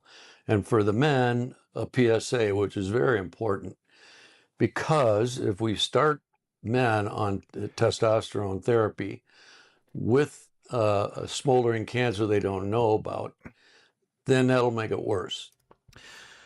Nope. He's wrong. There's no evidence that prostate cancer is worsened with testosterone replacement therapy. So that's not true. PSA also does not do anything really to detect cancer. Prostate-specific antigen is something that's made in your prostate to protect the sperm. So basically, a woman's vagina like kills off sperm, and your body, like through the prostate, produces prostate-specific antigen as a protection for that sperm, so that it can like survive long enough to find an egg. That's all PSA does. Your PSA will be elevated if you have any kind of prostate stimulation. So if you had sex, masturbated, rode a horse or a motorcycle, fell on your taint on a skateboard, your PSA is going to be elevated. And testosterone also just elevates your PSA. That has no relationship with cancer risk whatsoever. None at all. Even with very elevated PSA markers, there's at best a coin flip chance that you might have cancer. At best. So even at the like top end where like, oh yeah, this is where we need to screen for prostate cancer if your PSA is really elevated.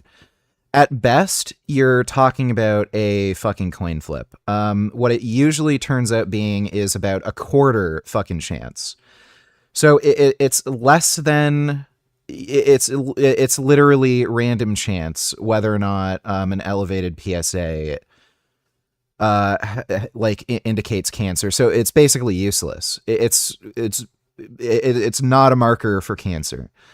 It's only when you get to like absurdly, ridiculously fucking high levels where cancer's like growing very rapidly that a PSA test is going to reliably show like cancer risk. And feminists say women are smarter than men. Yeah, that's not really true. Thanks for the donation, Dodo. And yeah, there's research on this. Men on TRT who have prostate cancer, it's not worsened by TRT. Just total myth. So we're very protective about that. So PSA means? PSA is a prostate-specific antigen. It's the screening test for prostate cancer. So we're real careful about the prostate issues with the potential for a cancer. But once all those are back, what we'll do is call the patient back and then have a discussion about what your testosterone levels are and whether or not you're a candidate for hormone replacement or testosterone replacement therapy. Okay, this guy's an idiot. Once men are 35 and older, their testosterone levels drop approximately 1% a year, and that is just part of the male physiology. This is also extremely misleading. Men's testosterone levels have been declining throughout every age category over at least several decades. So when they say, oh, well, you really need to start considering TRT when you're 45, like, no, you need to consider it when you're just a man. So once you hit puberty and you're in your teenage years, you really should get it checked periodically. I'm pretty sure the average man in their mid-20s has about the same testosterone as your average man in their mid-70s at this point, which is fucking crazy. So men of every age group should get their testosterone checked and consider testosterone replacement therapy. That's why that more than 50% of men over 50 have some form of erectile dysfunction.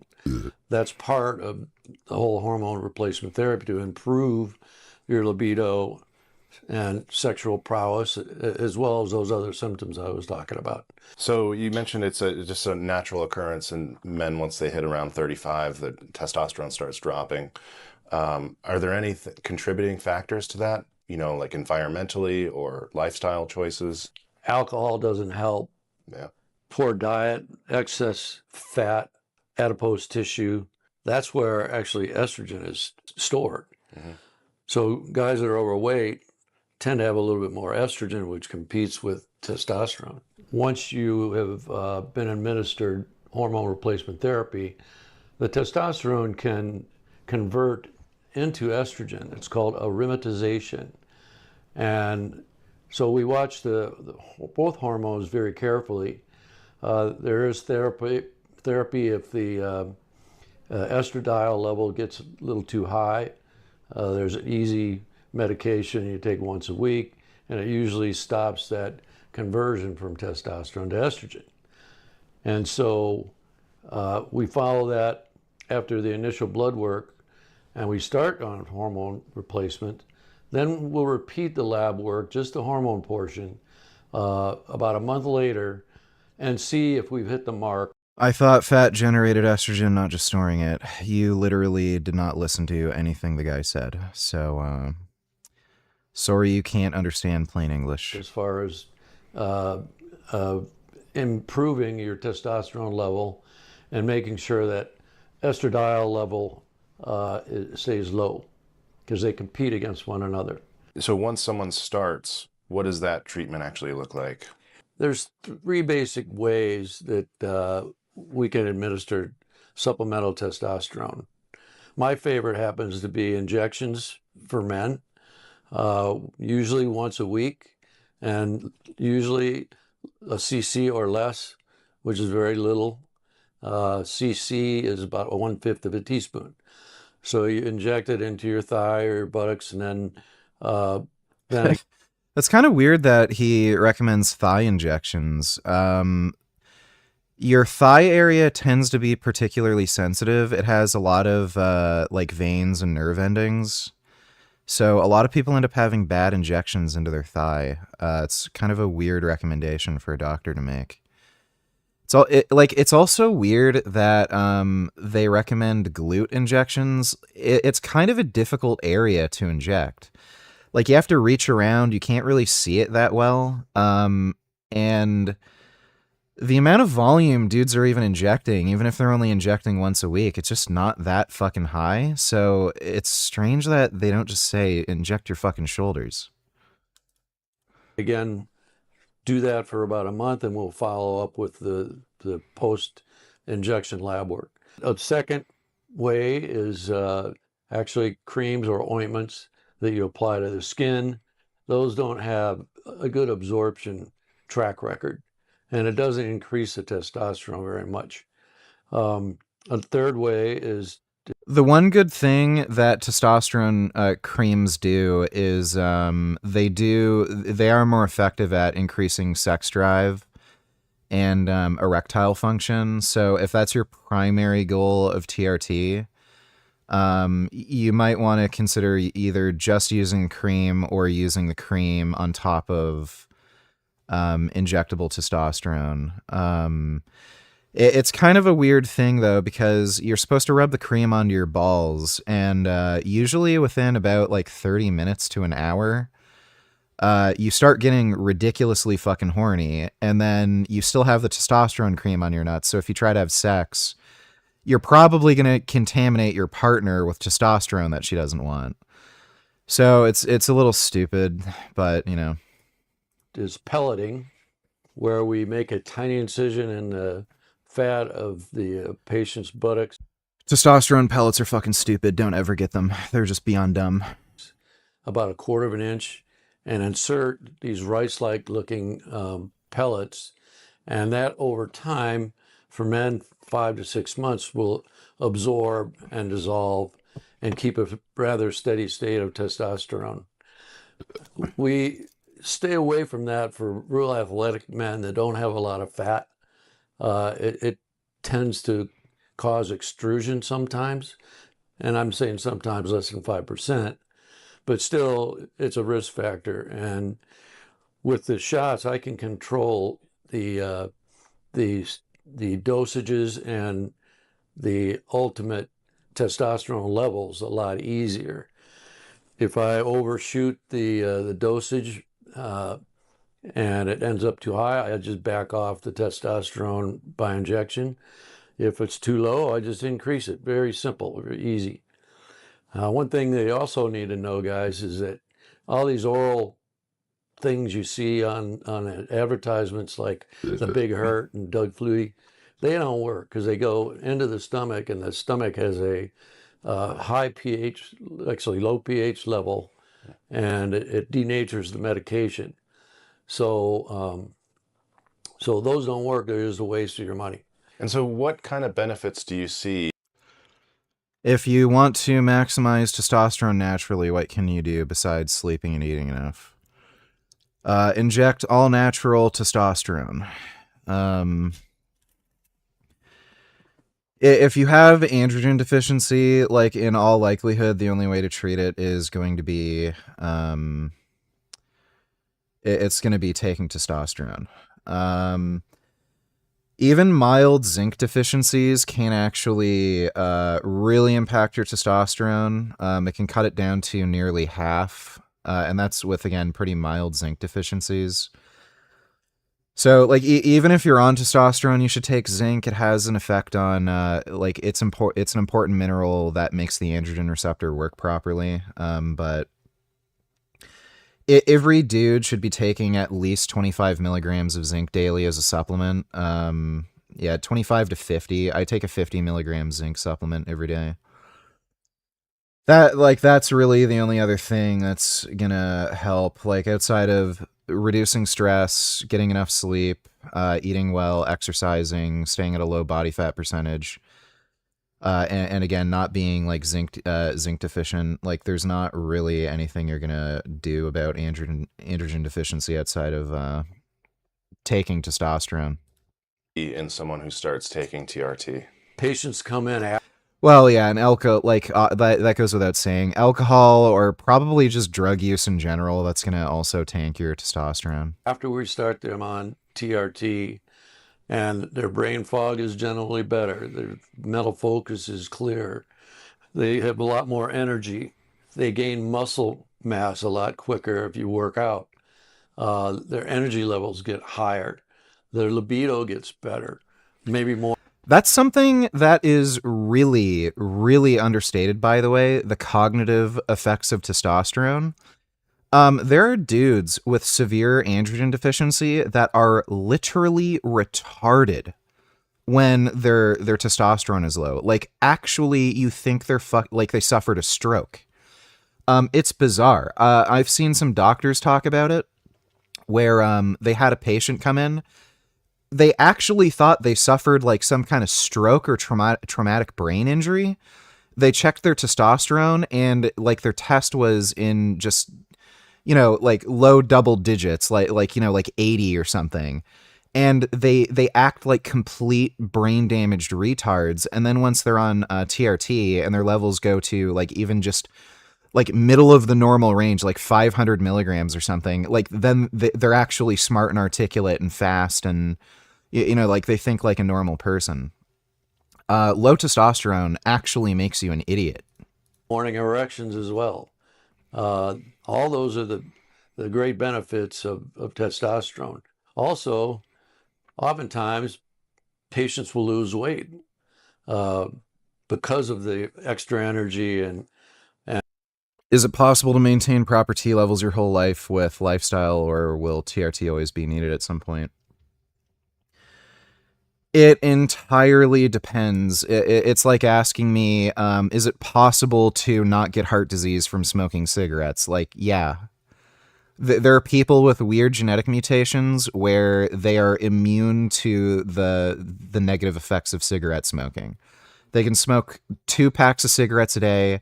They never develop heart disease. They never get lung damage. It's just because they have the ideal set of genes to protect them from smoking.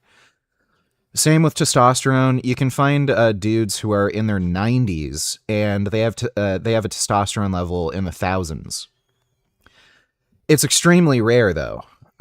So like, yeah, it's possible, but like nobody has like again, no one you come across has test levels in the thousands these days. I think the average for a 20-year-old male at this point is like 480, which is extremely low for a man in their 20s. So at this point, the majority, and I mean the vast, vast majority of men, they really do need TRT to function optimally.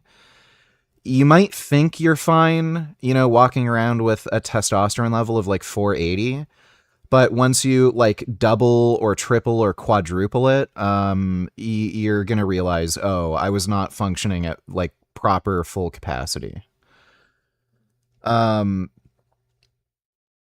So I really think like nearly every man should just be on testosterone. Most men seem to feel the best when their test is over 2,000. And again, you're never going to get to those levels naturally with like diet, lifestyle, and all that crap. It's just not in the cards. And metabolism is improved. Can you talk a little bit about the risks or the cons? Like, what are some potential negative? There are basically no risks to TRT. Assuming, again, you take an appropriate dose and you know what you're doing. Some people hyperaromatize and then they get estrogen side effects like water retention, bloating, high blood pressure, some mood problems. But again, like that can just be, you can either adjust the dose or you can just add in an aromatase inhibitor. Some people hyperconvert to DHT, which generally isn't a problem, but some people get really oily skin and acne. Usually it's not actually the DHT that causes benign prostatic hyperplasia. Like some people who go on TRT, they notice prostate swelling where they get pain around their prostate and they have difficulty urinating and it swells up.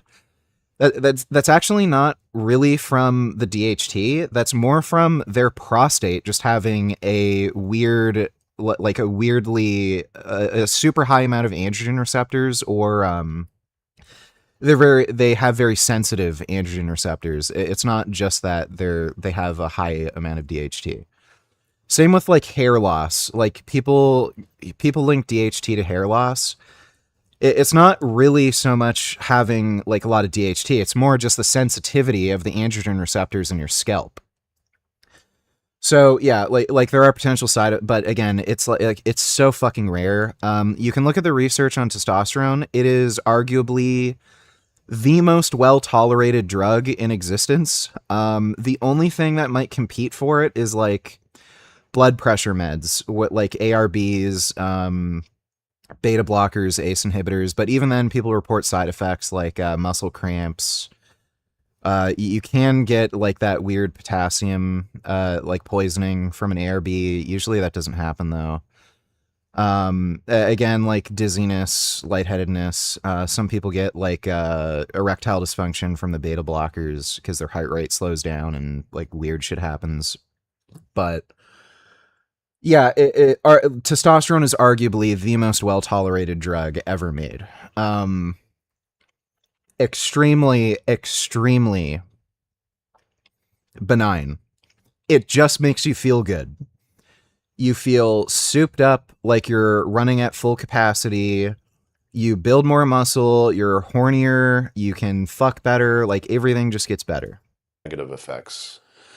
So the negative effects of testosterone are several, but they're less than 5 to 3%. So one is patients may lose hair or gain hair. Exactly. Sometimes they. Is that even a problem? Like, I mean, just take the bald pill. Hair is usually a pain in the ass for a lot of people, and they don't even realize it. You have to, like, shampoo your fucking hair because it gets greasy and oily and itchy. It's harder to wear, like, a motorcycle helmet. You know, you have bad hair days where you just can't get your fucking hair straight. You know, like, all this crap. If you're a dude, like, just take the fucking bald pill. Who cares? If you have the gene for hair loss, you're just gonna go bald anyway. So, like, people have been calling me bald since I've been on YouTube, or saying that I'm going bald. My hairline's exactly the fucking same since I started YouTube, and since I started taking steroids, not just test. I'm on testosterone, boldenone, Masteron, and Tren right now. Masteron is particularly known for causing hair loss. A lot of people end up like losing clumps of fucking hair from Masteron, just falls out. I haven't noticed any recession since starting taking steroids. That's probably just because I don't have the gene for hair loss, like at least to not a significant extent. Like my dad didn't start going bald until he was 60. So it's just genetic. If you have the gene for hair loss, you may notice hair loss faster on TRT, but you're gonna fucking lose it anyway. So who gives a shit? Actually, the PSA will go elevate falsely, only due to the testosterone. Sometimes they get.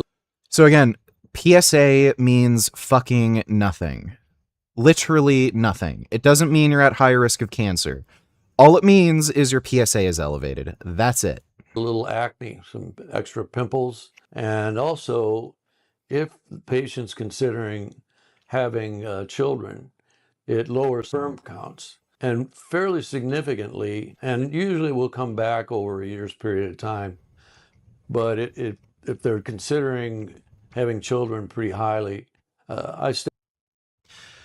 So it's like remarkably rare that people have permanent infertility from taking steroids, period. And I mean, like, you're talking about dudes blasting fucking gear who are trying to be pro bodybuilders.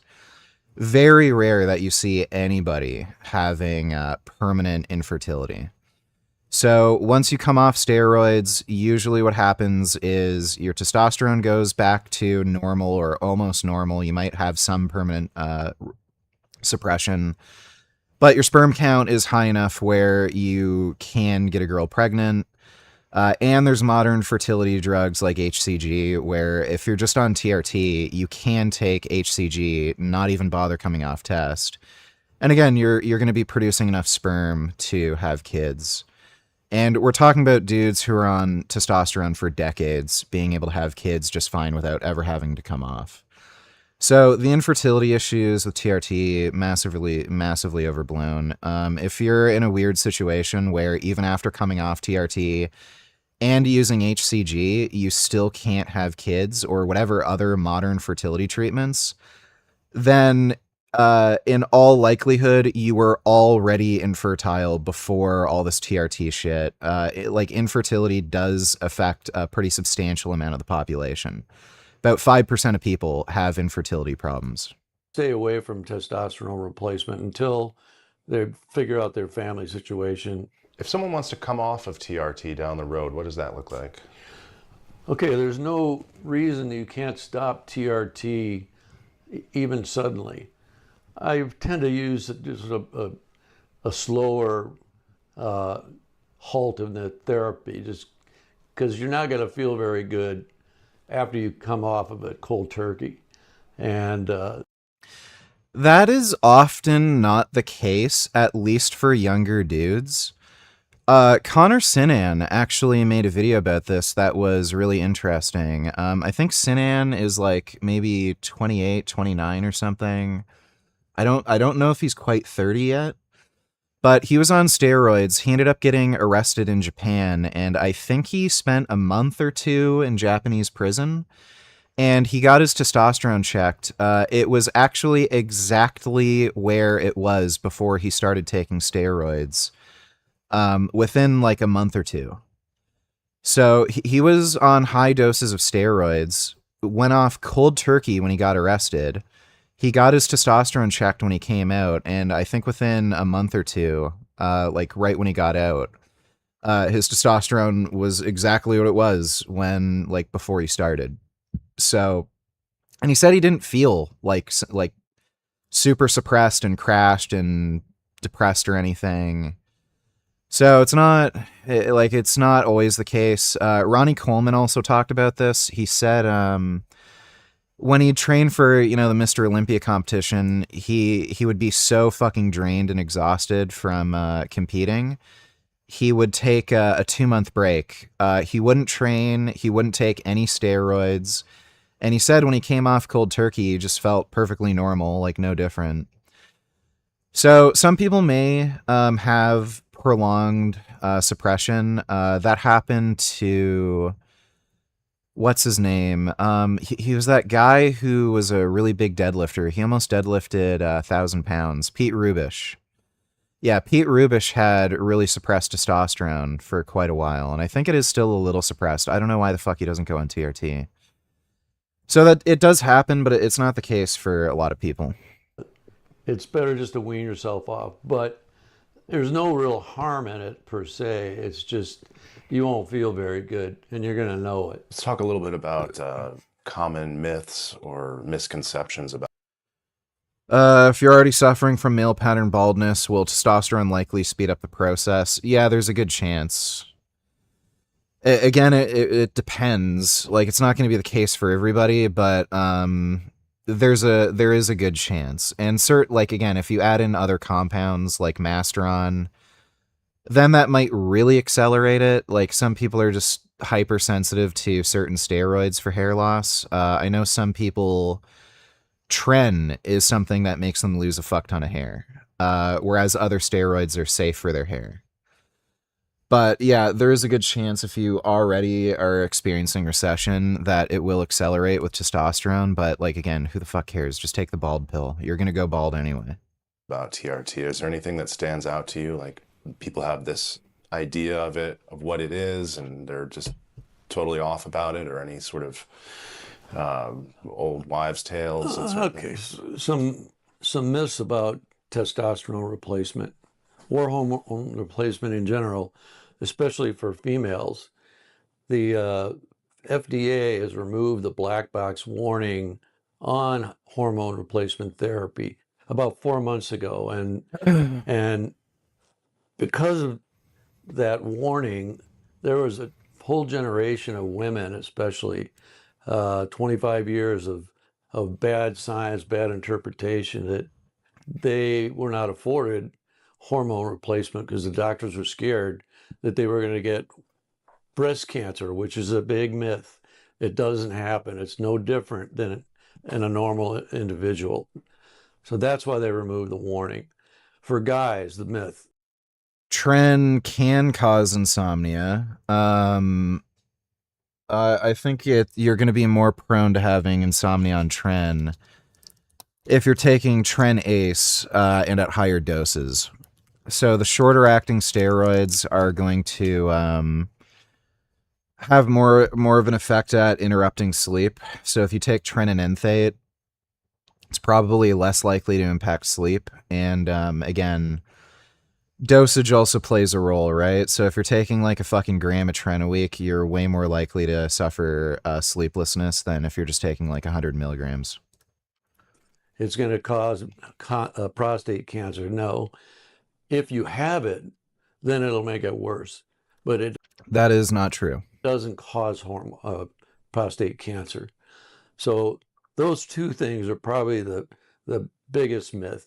What's the most surprising thing that guys realize that are considering TRT? Well, you want me to be crude? Sure, yeah. No. Well, let's just put it this way. Essentially, they're more virile, their self-esteem gets better, their marriages improve. Sometimes I've had a few patients who got married because of hormone replacement. And it's amazing how that relationship between a husband and wife is improved. That's the most satisfying thing I think that I do in this job. And watch families flourish and grow and have just a great time with each other because so many things improve in their lives. So the sex life sex life gets better. And nice. Certainly Darius behind the camera is all about it. So there's no doubt about that. Your erections get better. You get morning erections, I might have mentioned. Your libido's there. You want to do it more often. And the women really appreciate that. Nice. So it's a great hormone based for men and women. As I might have mentioned, the women actually have such a profound effect once they get on testosterone because they're not used to it. And once they get on it, their libido improves and they have better sex. That's important. What made you want to specialize in this? Oh, man. Well, I finished an ER career of 40 years, and I didn't want to retire from medicine. I still had things to give, and I just decided that this is an area that wasn't very well taken care of. Even urologists and OBGYN specialists, they don't really want to fool with this because it takes time, it takes expertise, and it also they don't make a lot of money doing it because they make their money on operating and more difficult procedures than we do here. So in my mind, it's filled a void in a specialty of hormone replacement that I think is needed in the Atlanta area. Is there anything else that you think we should mention about TRT or men's health in general? We have a lot of other therapies here at Total Body Therapy of Georgia that we provide to help women's and men's health. There's something called soft wave and stem wave, and you can look that up on the internet, but it helps orthopedic injuries and it helps facial collagen formation, and also not only hormone replacement, but erectile dysfunction. There's other therapy other than testosterone to fix erectile dysfunctions that we have. So I would encourage you, if you would like to. Inspired you to go vegan 8 years ago. Been vegan ever since. Based. Glad you went to the dark side. Talk about your Trent experience. I immediately noticed I could sleep better. I started off on, well, I'm still taking it. I'm planning on upping the dose slightly. But I started off on just 14 milligrams a day, which works out to 98 milligrams a week. So it's basically 100 milligrams a week. Yeah, I noticed immediately I could sleep better, which was kind of surprising because Trent's known for causing insomnia. And I also noticed that my mood substantially improved. I was a lot more calm, relaxed, less agitated. I don't get angry as easily. People have a harder time setting me off. Just a lot more chill, laid back. And I noticed an improvement in just motivation. So when I wake up, it's probably just from better sleep. But yeah, I just have a bit more energy and I'm kind of ready to go start the day kind of thing. Definitely improves strength. Makes you look leaner and harder. And I think it's been helping with the weight loss. Yeah, and I've just been getting more jacked. I've been losing body fat, but my weight has stayed the same for a while now. I'm hovering around 220 every day. So that's a very good sign. If you're losing body fat but maintaining the same body weight, that means you're gaining muscle at a pretty rapid rate while still losing fat. So, yeah, trend's been good so far. Benjamin Netanyahu is not welcome in New York City, nor is any other war criminal at large. Ask you about Mamdani. He's exploring ways. I'm obsessed with him. He's doing a great job. If you had a friend that committed war crimes. Ilana Moore, she should be locked in jail or deported. Just fucking disgusting bitch. I'll come to New York. Mamdani is a piece of human garbage. This guy is an anti-American Islamo-Nazi and is a threat to everything America. There is absolutely no evidence that testosterone is related to aggression. Stands for. We cannot normalize what is happening in our city. Mamdani continues to send a message to us, to isolate us, to divide us, How you doing? This is Sahar TV, and the backlash against the New York City Mayor Zohar Mamdani continues after he said he would arrest Benjamin Netanyahu if he ever steps foot in New York City, but now he realized he can't do anything. We'll see the response of Benjamin Netanyahu and a few other people, and yeah, let's watch. So I'm playing this first video just to remind you what Zohar Mamdani said after he realized he can't do anything. Watch. My administration has reviewed every avenue available under applicable law. Yeah, we've seen It's the Holocaust. He's basically supporting, he tries to say that he doesn't, but he's supporting the Hamas murderers who raped our women, then beheaded them, burnt babies alive, slaughtered our men, took innocent people hostages, 251 men, women, children, babies. That's who he's supporting. And they're the ones who are responsible for genocide. They would have killed, as their charter says, and as they themselves proclaimed, they would have killed every single Jew in Israel and every Jew in the world. So the genocide charge belongs to our enemies. What we're doing is try to fight this genocidal terrorist organization that embeds itself based population against. I'll come to New York. Okay. And that was my question. Would you come to New York? About Mamdani, he's exploring ways. Obsessed with him. He's doing.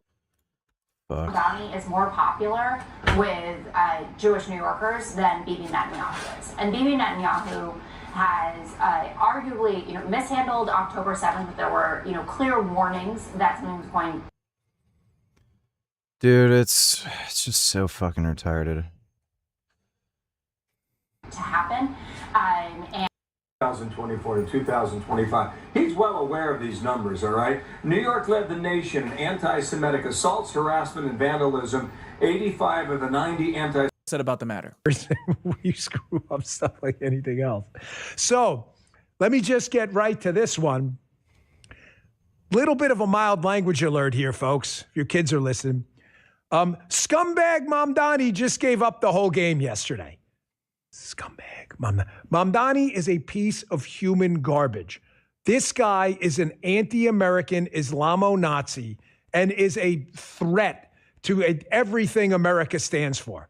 He is a lying sack of garbage. He is a total, complete life loser who is just, he lies through his teeth to people because he's an Islamo fanatic. That's what he is. He had insisted on the campaign trail running for mayor of New York. He had insisted we're going to arrest Benjamin Netanyahu because he appeals to weak-minded people who hear Netanyahu in Israel and logic goes out the window. You're going to arrest a foreign head of state at the UN?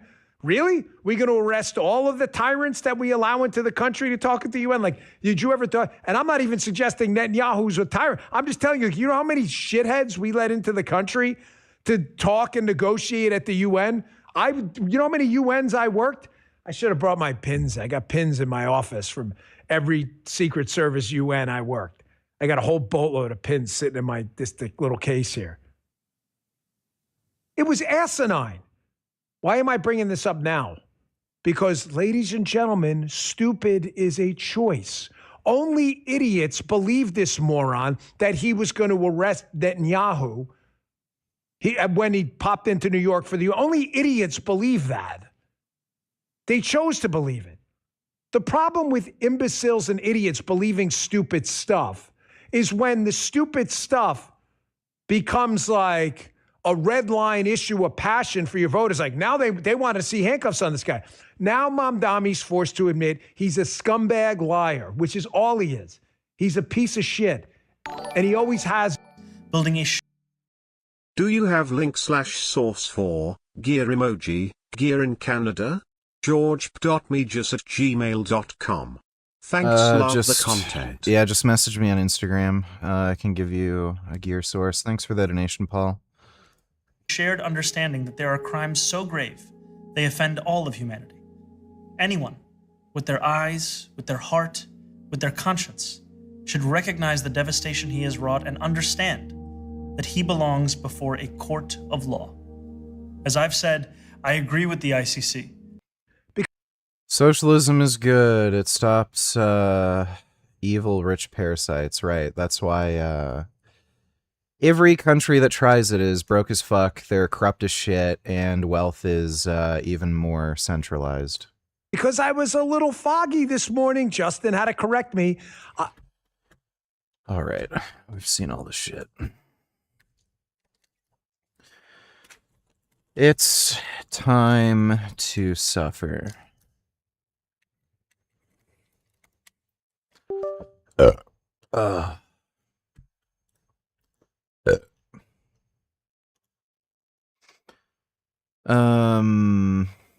There we are. Bro, fucking Battletoads gives me nightmares.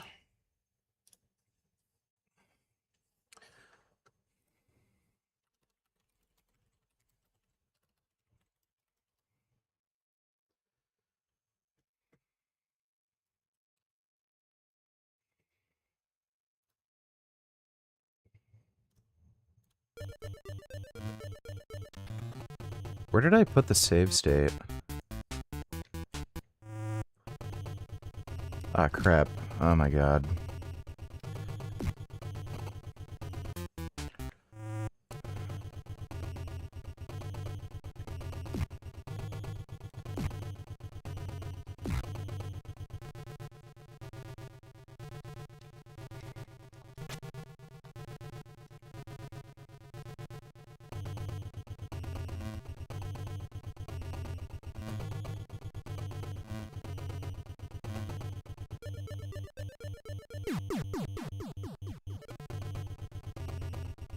Fucking can't with this game, dude.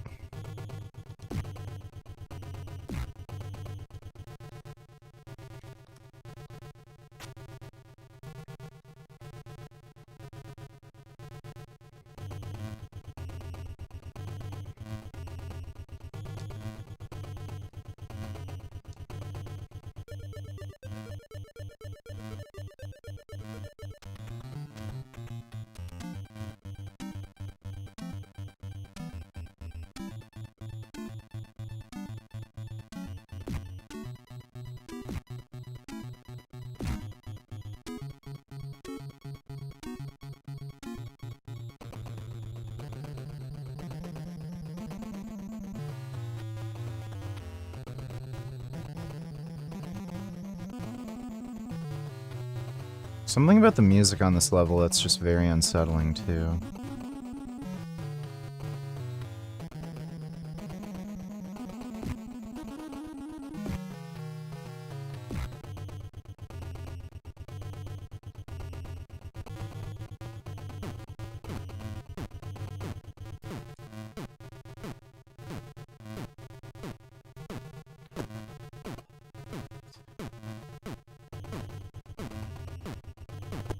Oh my god.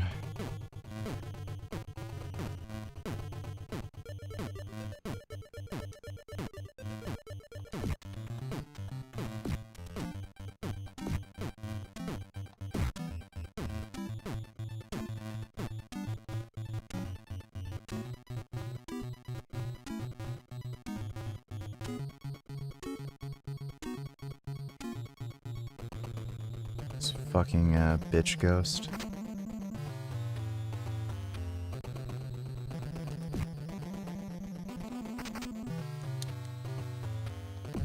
Oh, crap. You gotta be fucking shitting me, dude. Oh. Son of a bitch. Yeah, I'm gonna play more racing games soon, don't worry. My shoulder's definitely good enough where I can use the racing wheel again. I fucked up my shoulder.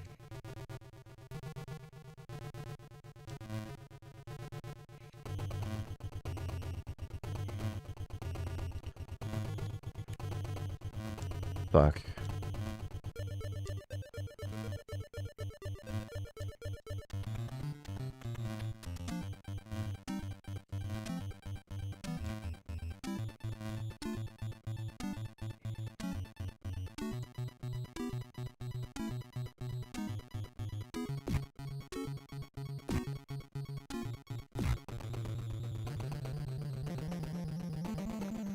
My shoulder just got fucked up.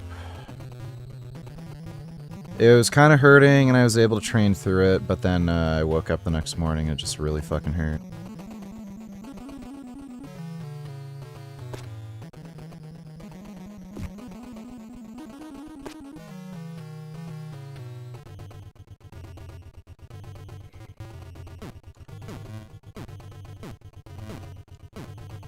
Oh, shit.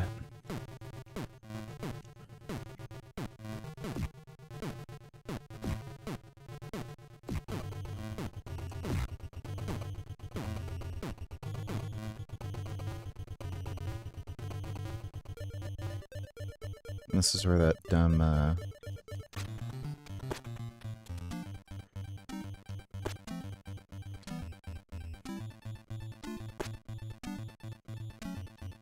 There we go. We are making progress.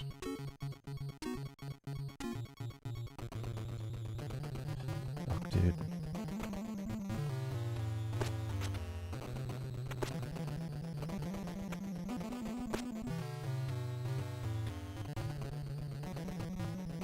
Oh yeah, fuck these jumps.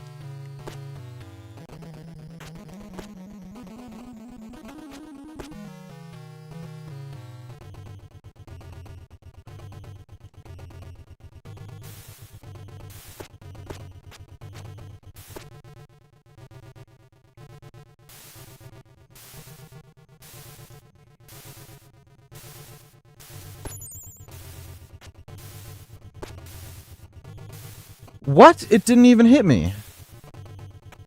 That literally didn't even fucking hit me. Dude, this... Oh my god, I can't fucking believe it.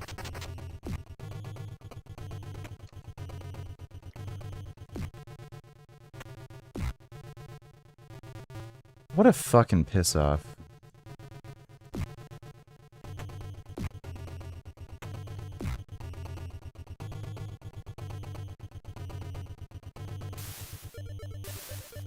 Shit.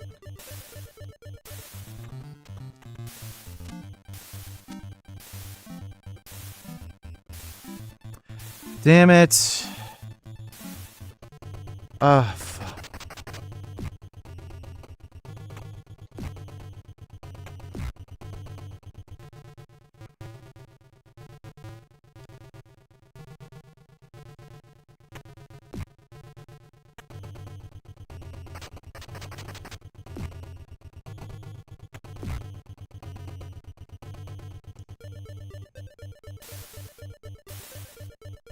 Oh, man.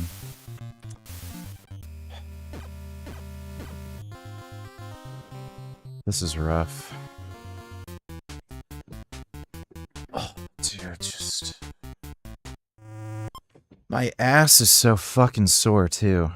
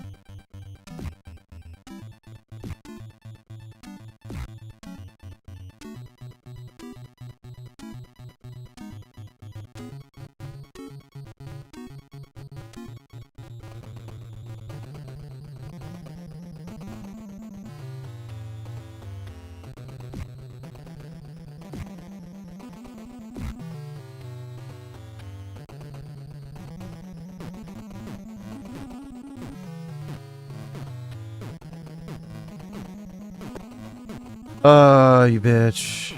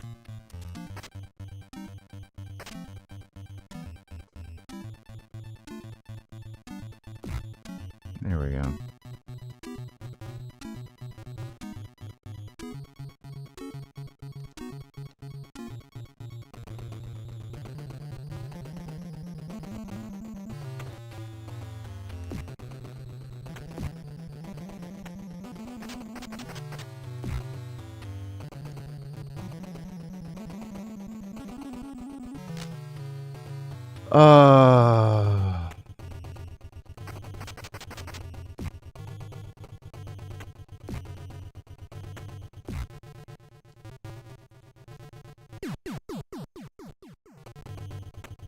fuck is that shit? Did you fucking see that?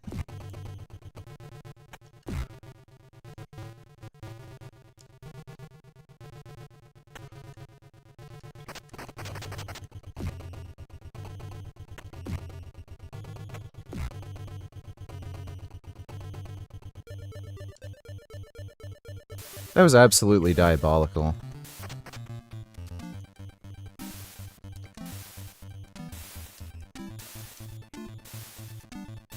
Can you even... I have no fucking idea.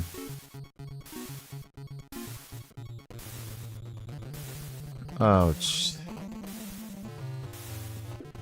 oh, dude.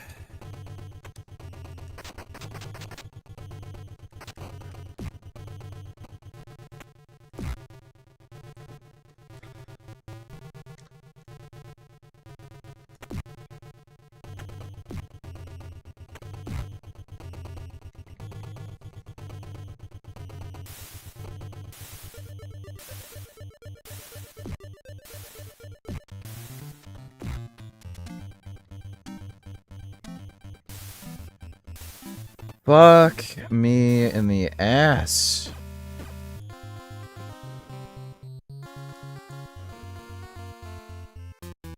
This game is, like, actually too fucking hard, man. It really is.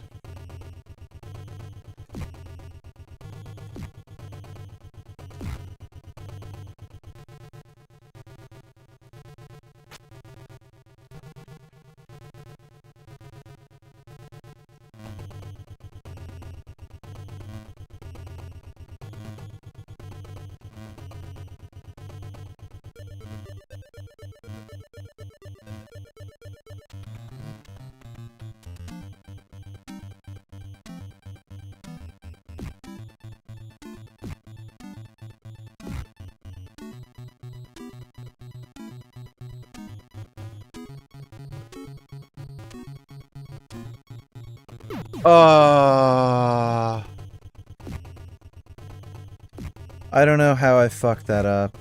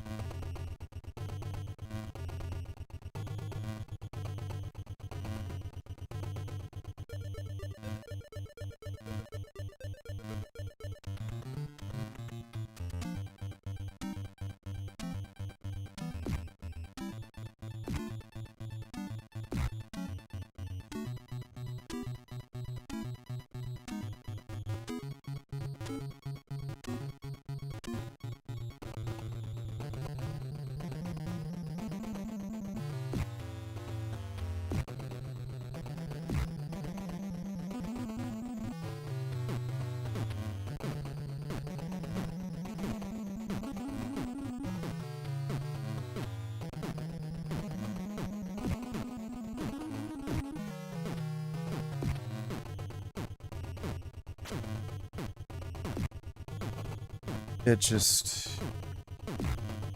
so relentless.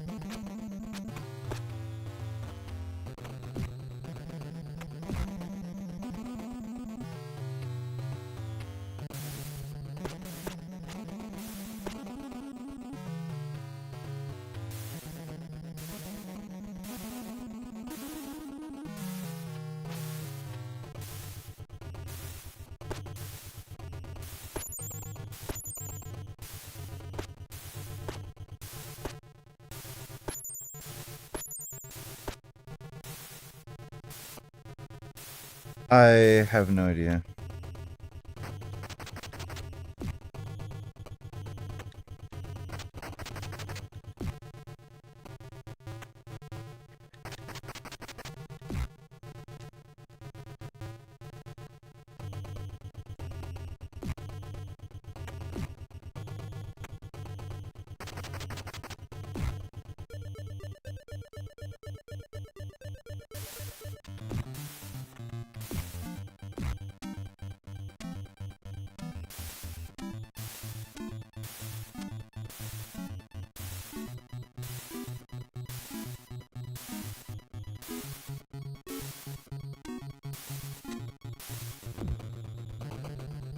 You have to be fucking shitting me.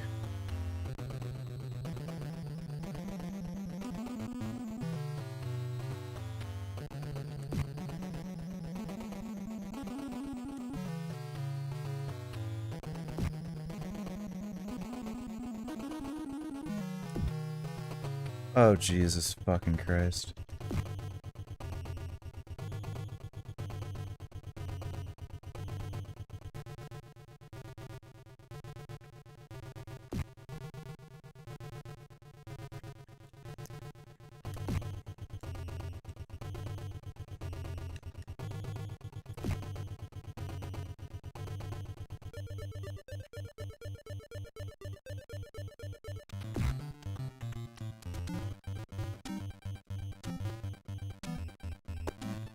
Oh, yes. Yeah. Yeah. Okay.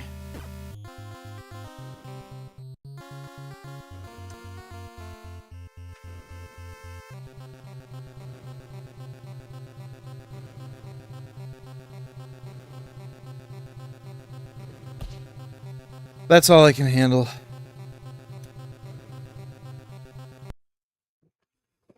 I literally can't do any more than that. Oh my god.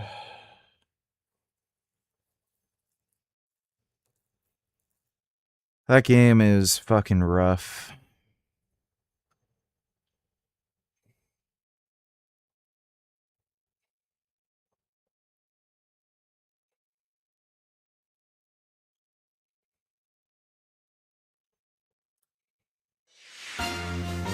For 3 votes. 21-year-old Abdul Baloo, the man suspected of plowing this van into a massive crowd of people Saturday during a pride parade in Berlin's Tiergarten Park, then attacking others with a machete, is now dead.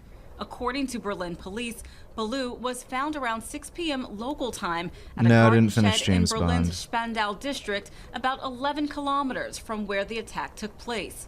Der Tatverdächtige ist hier mit einer... Police say when they discovered Baloo, he charged at them with a knife and was shot dead by police on the scene. One woman was killed and at least 29 others were See you later. Let's see if you get those virgins in the afterlife, dipshit. injured in Saturday's attack as parade goers celebrated Christopher Street Day, one of Europe's largest LGBTQ+ celebrations. This video showing crowds being evacuated just moments after the attack. Large crowds gathered outside of Berlin's Brandenburg Gate earlier Sunday, trying to make sense of what happened. Ein Fest von Toleranz und Liebe so angreifen. Your government is letting in radical Islamists. That's what happened.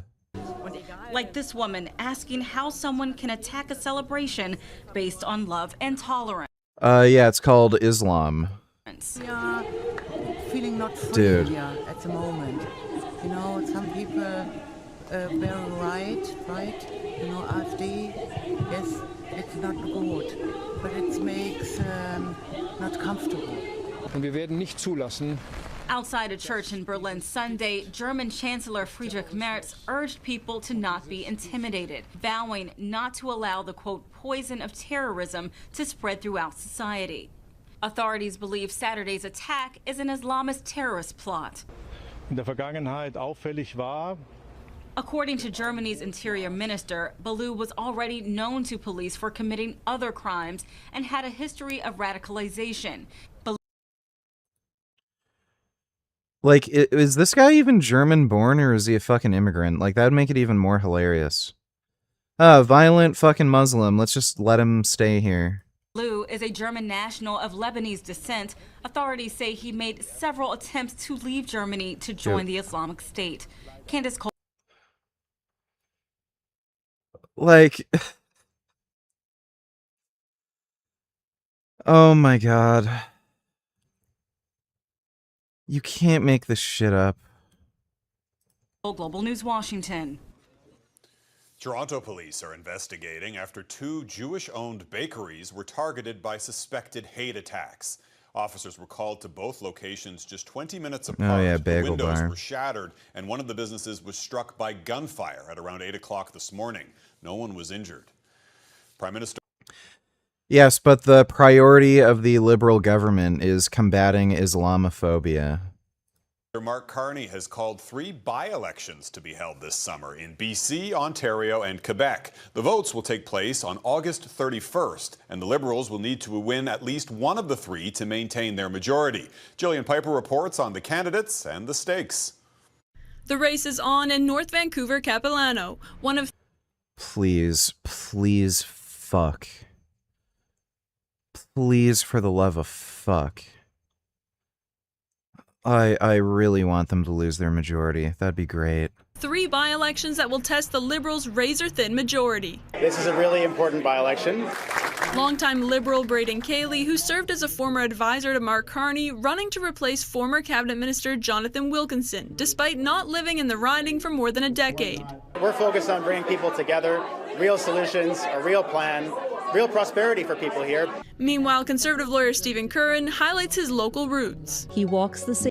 Liberals and Bloc Québécois in a rural Quebec riding, which former Conservative MP Richard Martel vacated. I don't know how the Bloc is even a fucking party. Basically, you're just voting to make you more poor if you vote for the Bloc. That's literally all they do. They just make everyone perpetually more poor. And then the NDP are just literal commies. Like, they actually shouldn't be allowed to be a party in Canada. Earlier this month, when Carney appointed him to the Senate. In last year's federal election... Dude, did you see this guy? Earlier this month when... What the hell is this? Like, by the way, most of these people are rich. Imagine being rich and not doing anything about your fucking jagged corn niblets for teeth. When Carney appointed him to the Senate. In last year's federal election, we saw only 3 points separating first to third place. This is a test for Mark Carney to see how well he's doing in Francophone Quebec. It's also a test for Conservative leader Pierre Poilievre. 5 MPs have left Poilievre's caucus since the last federal election, and public Conservative infighting in recent weeks has prompted questions over his ability to unite the party. Nothing would slow that down or silence that like a couple of by-election victories. Carney's government already pulling out some major stops that could win favor with by-election voters. The Billy Bishop Airport in Toronto now seemingly has been resolved through a very quick review of the consultation before the by-election call. After these 3 votes on August 31st, Canadian politics is just retarded. That's all it really is, just retarded.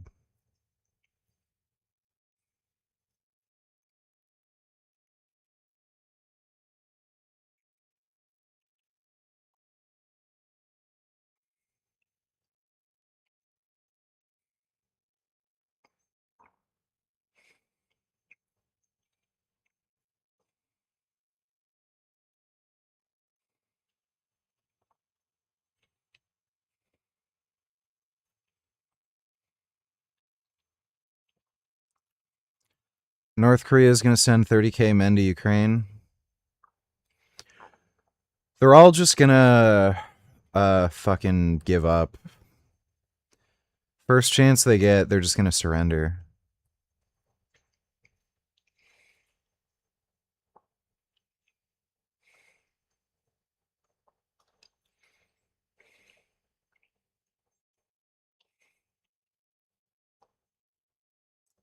Hey. Hey, man, I gotta be 7. Do you know where I can take this? Excuse me, oh my God.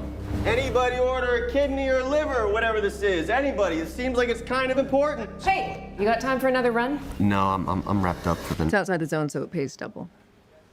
I could do that. Sweetheart, I'm sorry. The signal sucks here. Can you hear me?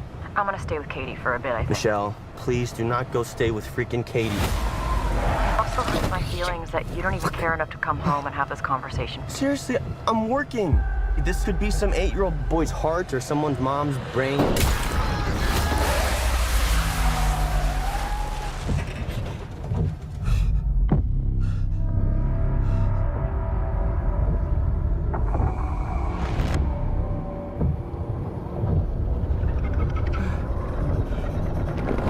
Hello?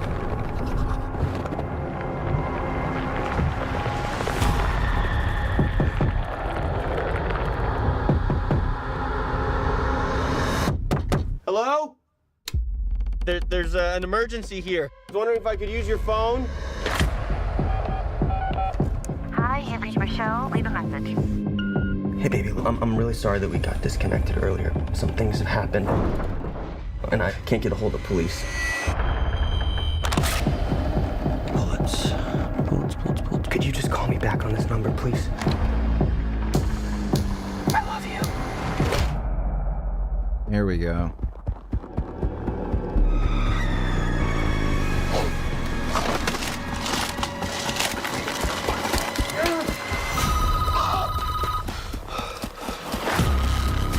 Everything that has happened in this town transpired in a matter of hours. You've got no idea what you've got there in your hands.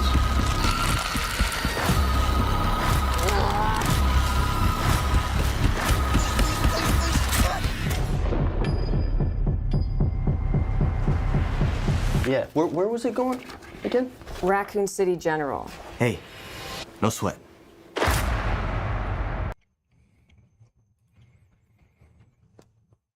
Could be good. It's a weird idea for a Resident Evil film, but could be good.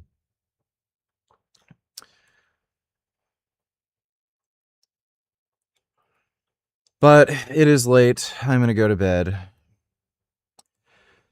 Big thanks to everybody who donated on Streamlabs. Really appreciate it. I'm going to go out tomorrow to see a movie with Isaac. We're going to go watch Evil Dead Burn, but I don't have to train, so yeah, when I'm back, I'll just start streaming. We'll do the usual. And we will have a jolly good time. Maybe I'll make a mask, actually, on stream. I wanted to make a crossbones mask. And I got some stuff to make it. I got a black balaclava thing that has no eye holes. I got some white paint for fabric and shit. So we might make a crossbones mask on stream. That might be fun. So I might do that. Will I ever stream with Isaac? I don't know. I'm not sure if he's actually interested in streaming with me. We'll see. So yeah, I'm going to look through some of the different designs for his mask. I think I'm settled on a particular comic panel where I think I'm going to base it off of that one. But yeah, that's basically his mask design. It's kind of like a mix between Punisher and Bane. So we might be doing that tomorrow. But hope you all had fun.